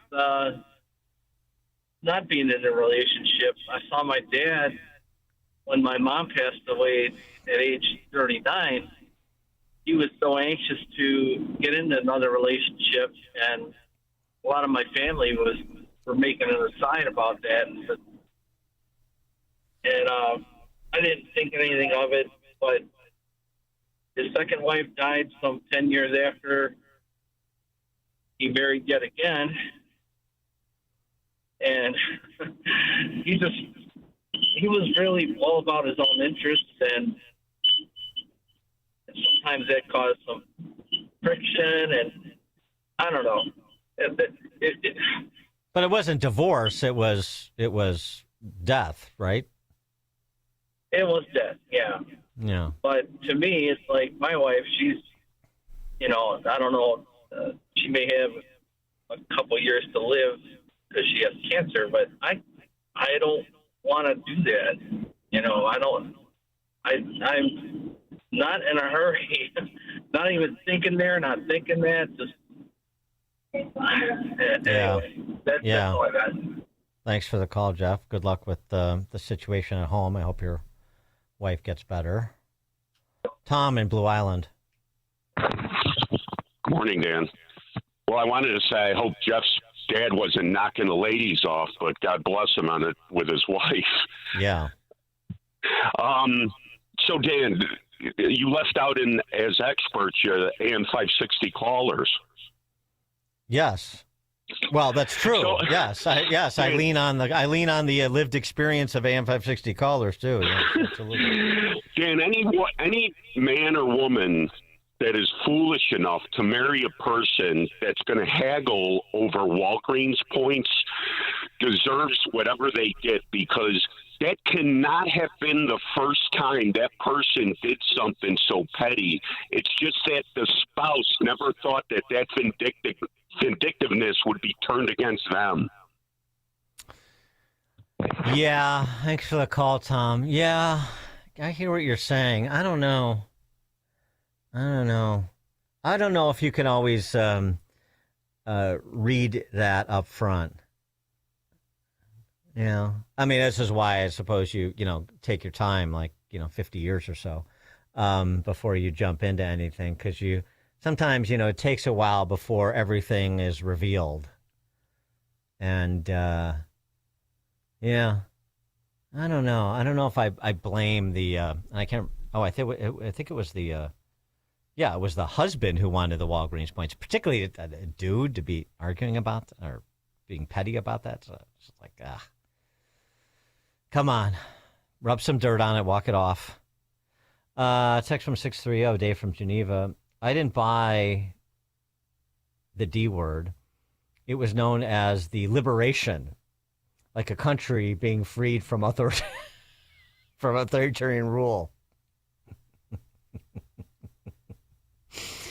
Also, like a dog that sees the back gate was left open and runs and runs and runs. Yes, wonderful metaphors. Thank you, Dave from Geneva. Dan Prof, Chicago's Morning Answer. This is the morning show more Chicago radio listeners are choosing. This is Chicago's Morning Answer on AM 560. The Answer. Chicagoland certified financial planning professional Tim Stearns discusses taxes in retirement. Most people are paying more in taxes and keeping less of their money to live and do what they enjoy. That's why we've put out the retirement tax bill calculator online. You can see with your own eyes just how much you might be overpaying. It's a valuable tool, $500 value, but we made it free for you to view and run your own numbers at MVPCFP.com. That's MVPCFP.com. To run your retirement tax bill calculator, go to MVPCFP.com. Investment advisory services offered through Cornerstone Securities, LLC. Welcome to another edition of Tuesdays with Tim. My friend Tim Stearns, a certified financial planner with TJ Stearns Financial Planning in Arlington Heights. Tim, how are you? Welcome back. Doing well. Thanks for having me. Tim, for more than 25 years, you've been helping clients achieve financial security and peace of mind, which has to be rewarding. Doing it a long time. You've got a lot of success stories on a daily basis, I'm sure.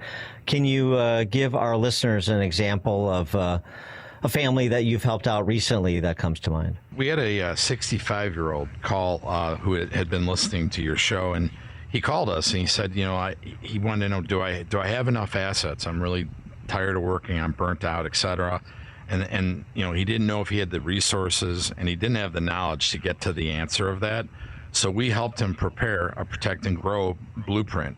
And by doing that, we helped position his money for income and cut back on the risks that they had in their current portfolio. Thank you, Tim. If you're in your 50s or 60s, I want you to speak with my friend Tim Stearns, TJ Stearns Financial Planning. Tim will help you structure and optimize your savings to prepare for 20 to 30 years of enjoyable retirement. Call Tim today to schedule your free consultation and get your free Protect and Grow blueprint. Call 1-800-640-2256. Again, that number, 800-640-2256. Tell him I sent you when you call Tim at 800-640-2256. AM 560, The Answer. Here's a classic. This is from a friend of mine. I did not know this. Didn't tell me this up until now. After the breakup text he received from his now ex-wife, do you mind putting my blanket in my car sometime this week when you're driving by? It's my favorite, and I don't want to lose track of it. No need to come in. Thanks. That is cutting bait. That is pretty icy. Sure, no problem. Yeah, let me drop that right by. Sure, I won't come in my house. No, don't worry about that.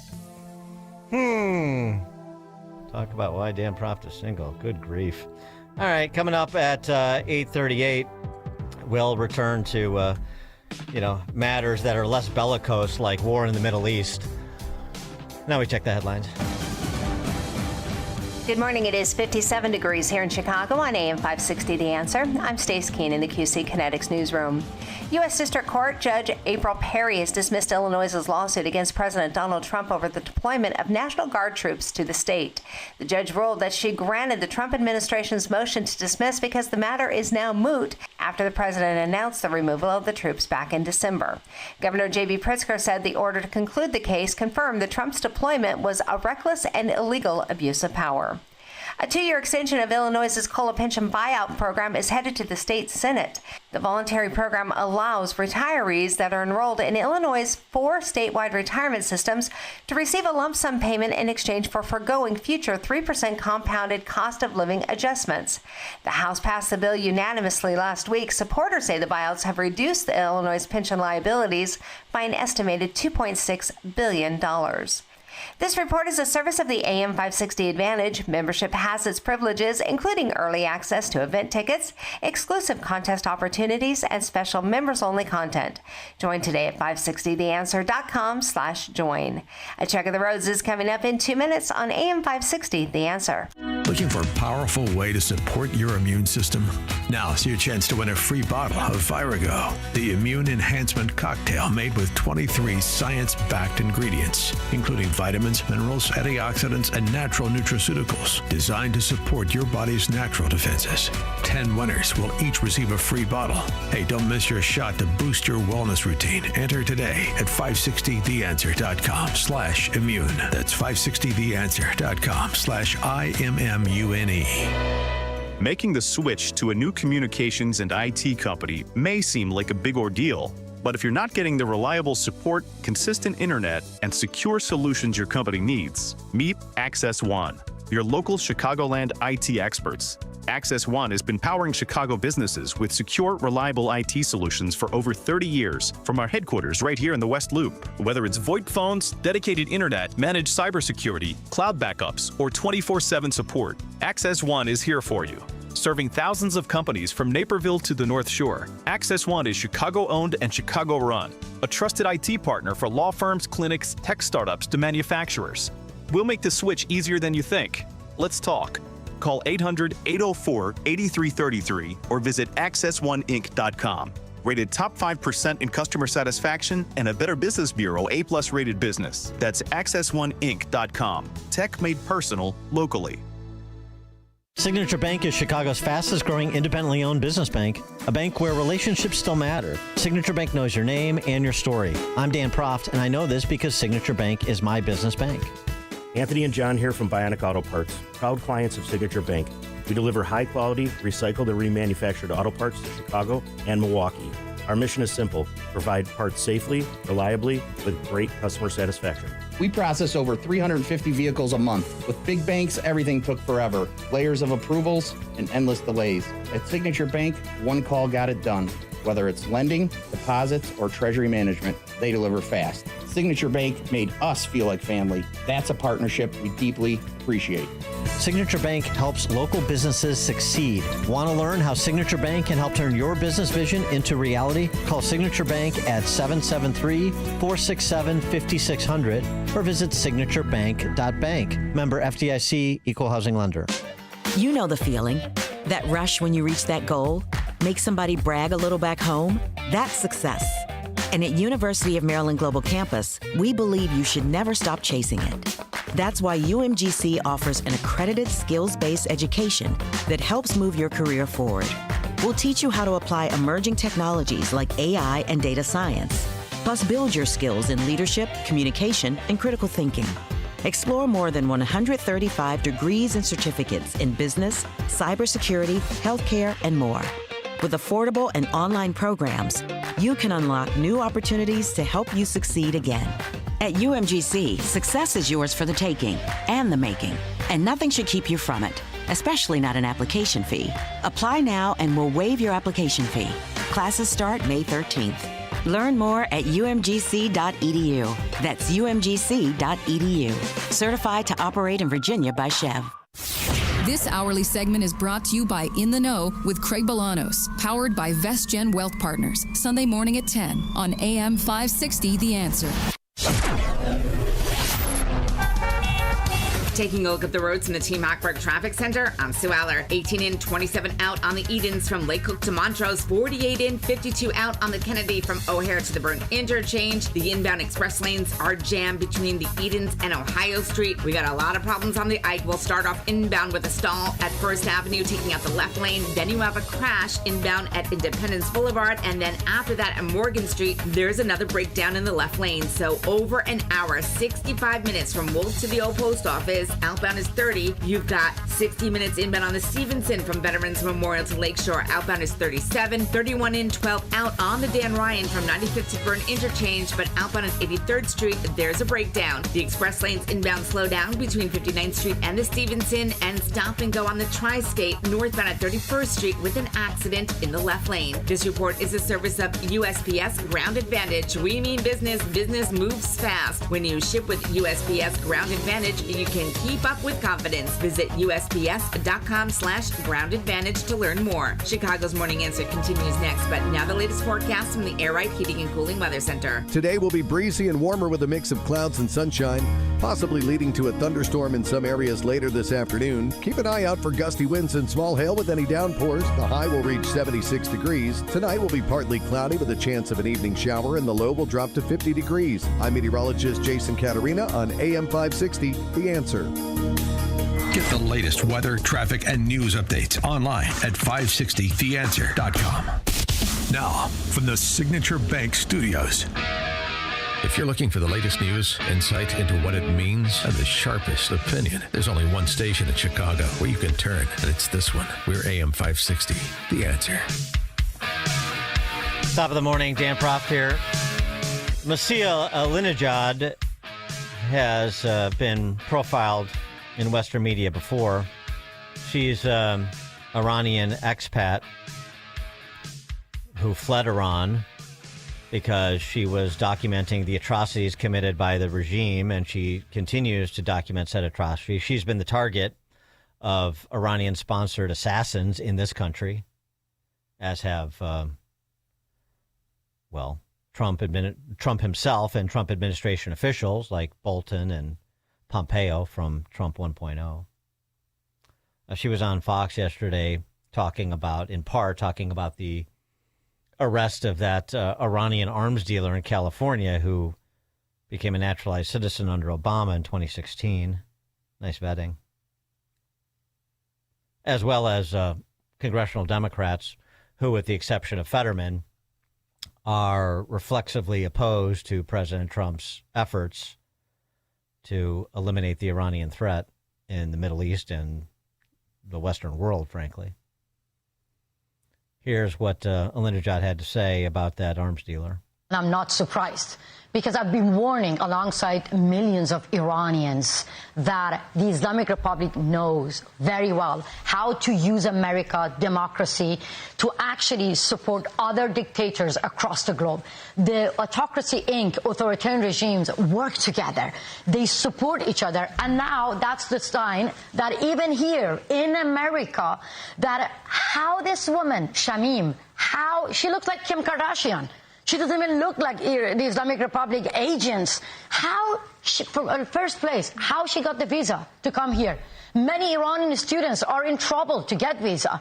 And that's why the U.S. administration did a great job for doing investigation about the visas and green card of more than 3,000 Iranians who are here in America. This case actually reminds me of Nilufar Bahaduri, another woman who was helping the Islamic Republic Revolutionary Guards by money laundering, sending money to them, hiring private investigator to kidnap me. So Nilufar Bahaduri is in prison. She was charged to be in prison for 4 years.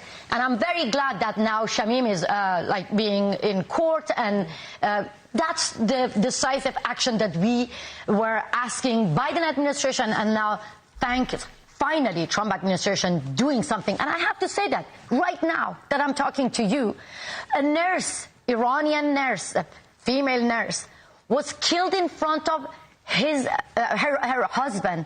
And that hit us very hard because the husband watched while his wife being killed, simply for helping the wounded one who actually got wounded during the uprising. And guess what?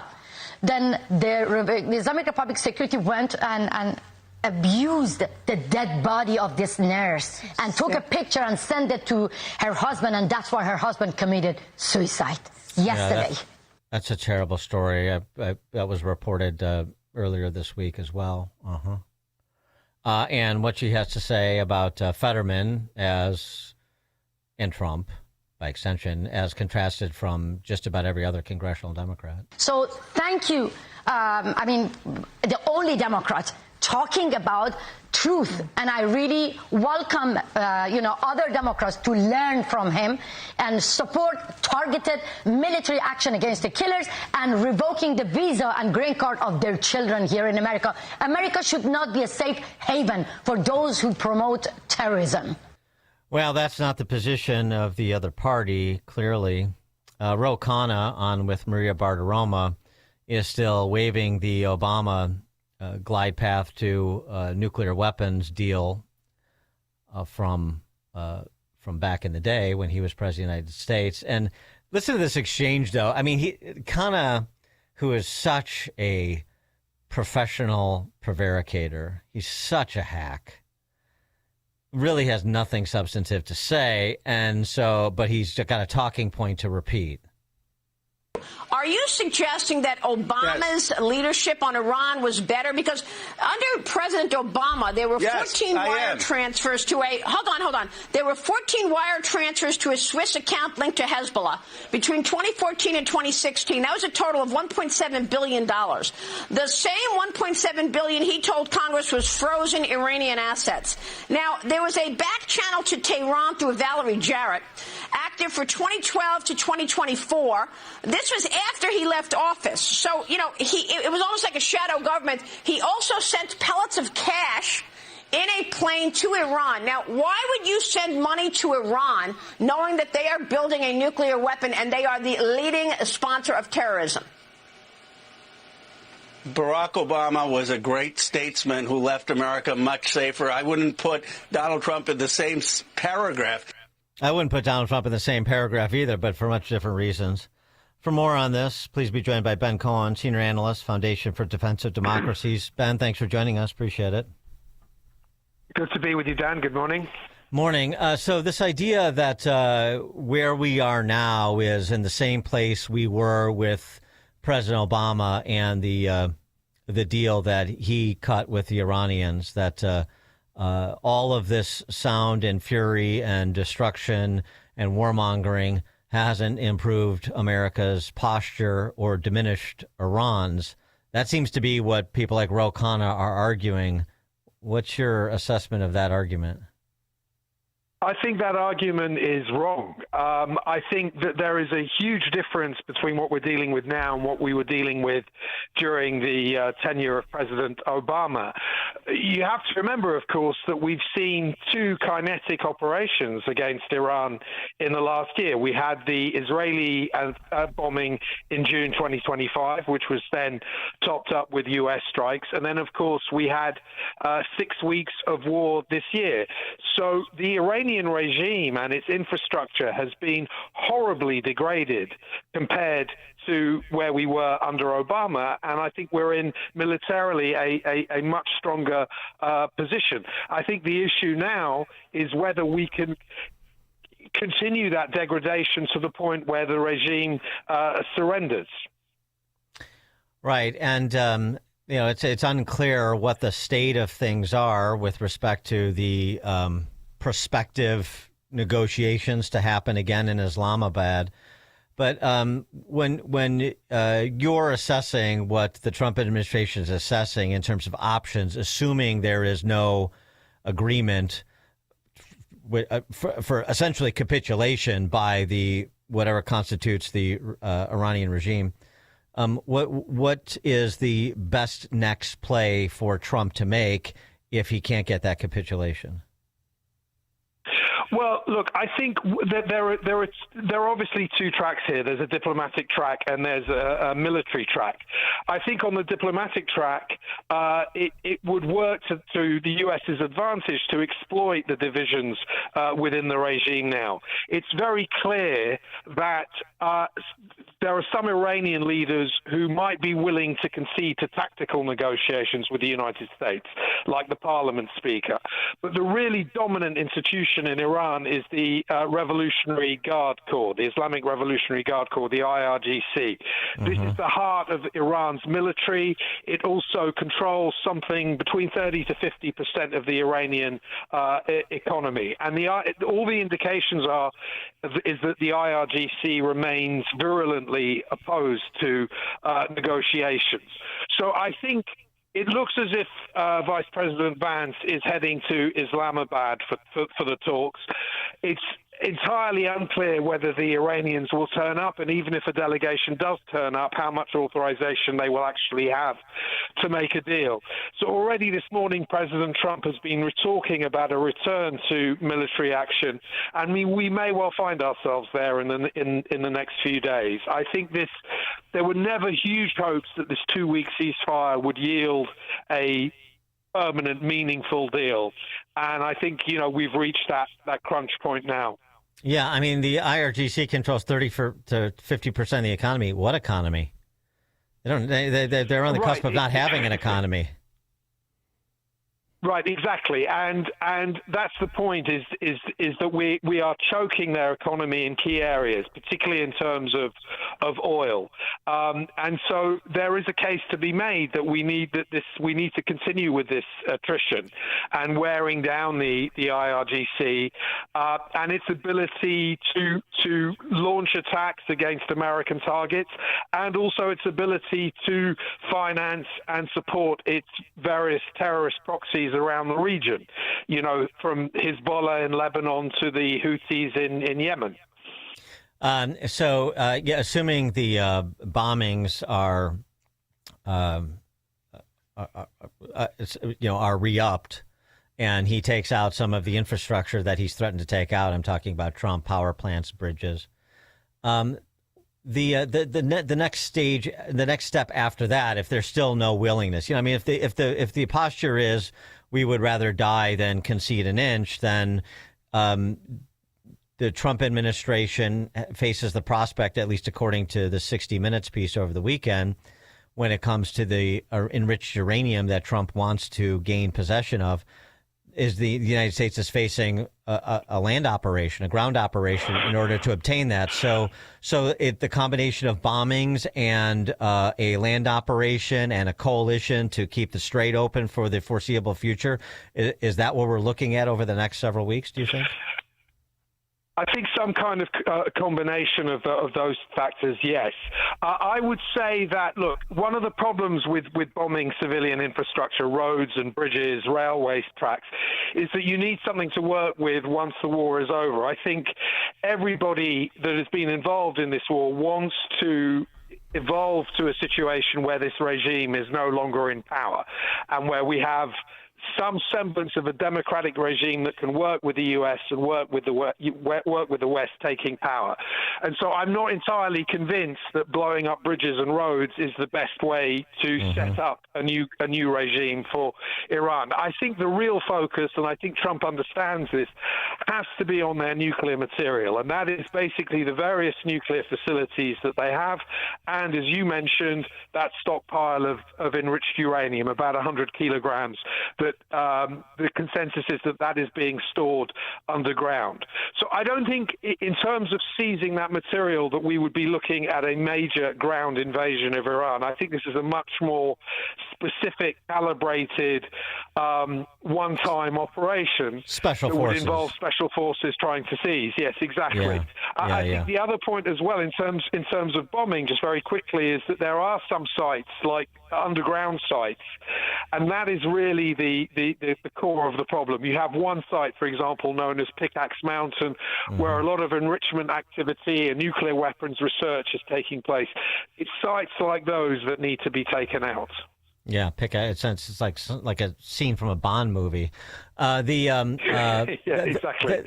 The opposition, the real regime change, not just personnel but attitude, the real regime change.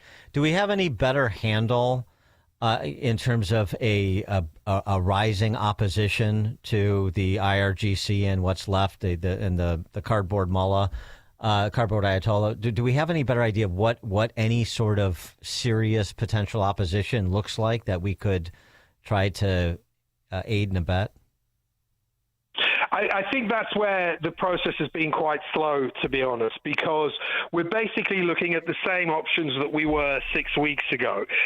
You have the Crown Prince Reza Pahlavi, who is based, I think he's moved to Paris now, but he's a U.S. resident.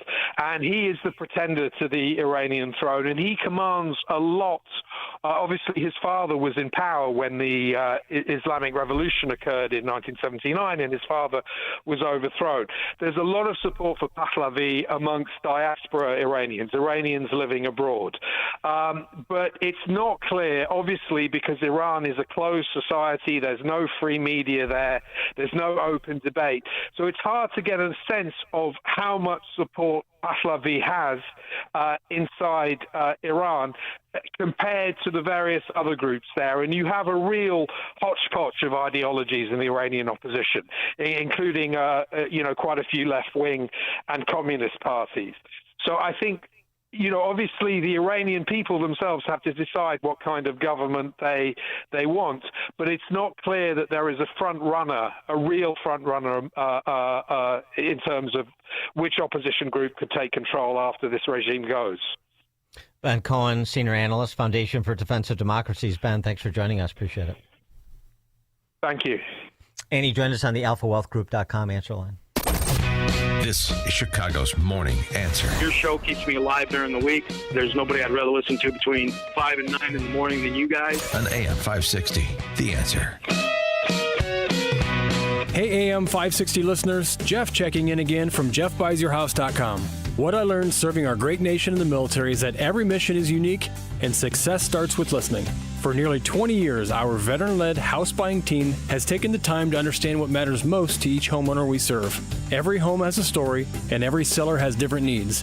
Whether you want a quick closing or need extra time to find your next place, we customize our approach around what works best for you. That's how we've earned hundreds of 5-star Google reviews and an A+ rating with the BBB, by putting relationships first. No repairs needed, no cleanout required. And you pick the closing date that works best for your schedule. At JeffBuysYourHouse.com, we're here to help you through the entire transition, not just the transaction. Are you ready to work with a local team that takes the time to understand your home selling needs? Sell your house to the trusted source by calling us today at 630-895-9530. That's 630-895-9530 or JeffBuysYourHouse.com. Why would you take your precious metal collections to some fly-by-night roadshow that rolls into town once a year? The only thing you need to do is follow the road to Fox Valley Coins and show your gold or silver to the team. Gold is at an all-time historical high, so don't keep sitting on your coin hoards or old jewelry that you've been saving to sell when the time is right. The time is right now. Prices have never been better on most collector and gold coins. Fox Valley Coins in Naperville is trying to keep up with demand. So they're paying the most ever on not only most gold coins in bars, but also those old coin collections. You might have scarce dates or higher grade coins, so take advantage of the record high market price and the demand now. Whether you're buying or selling, or just want to find out values, trust the team at Fox Valley Coins. Fox Valley Coins is on Route 59, just one light north of I-88 at the Naperville-Warrenville border. Family-owned integrity since 1981.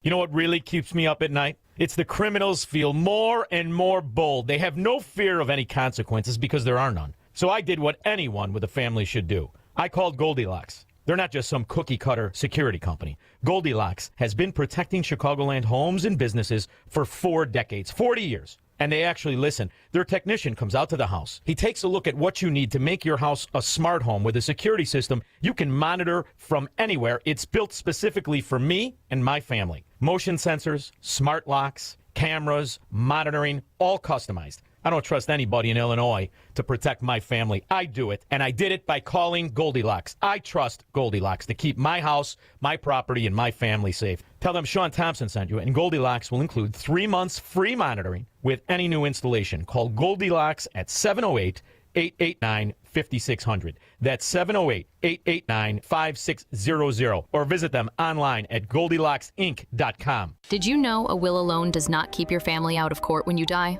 The court still has to approve your will, but get a living trust, and your estate can be settled clearly without issue. Talk to the attorneys at Naumann & Associates. They prepare wills and trusts for a flat fee, no surprises, no hourly rate. With decades of experience, they know the law and offer a free consultation. Contact Naumann & Associates in Elk Grove Village, nalawgroup.com. Call 847-593-8777. AM 560, The Answer.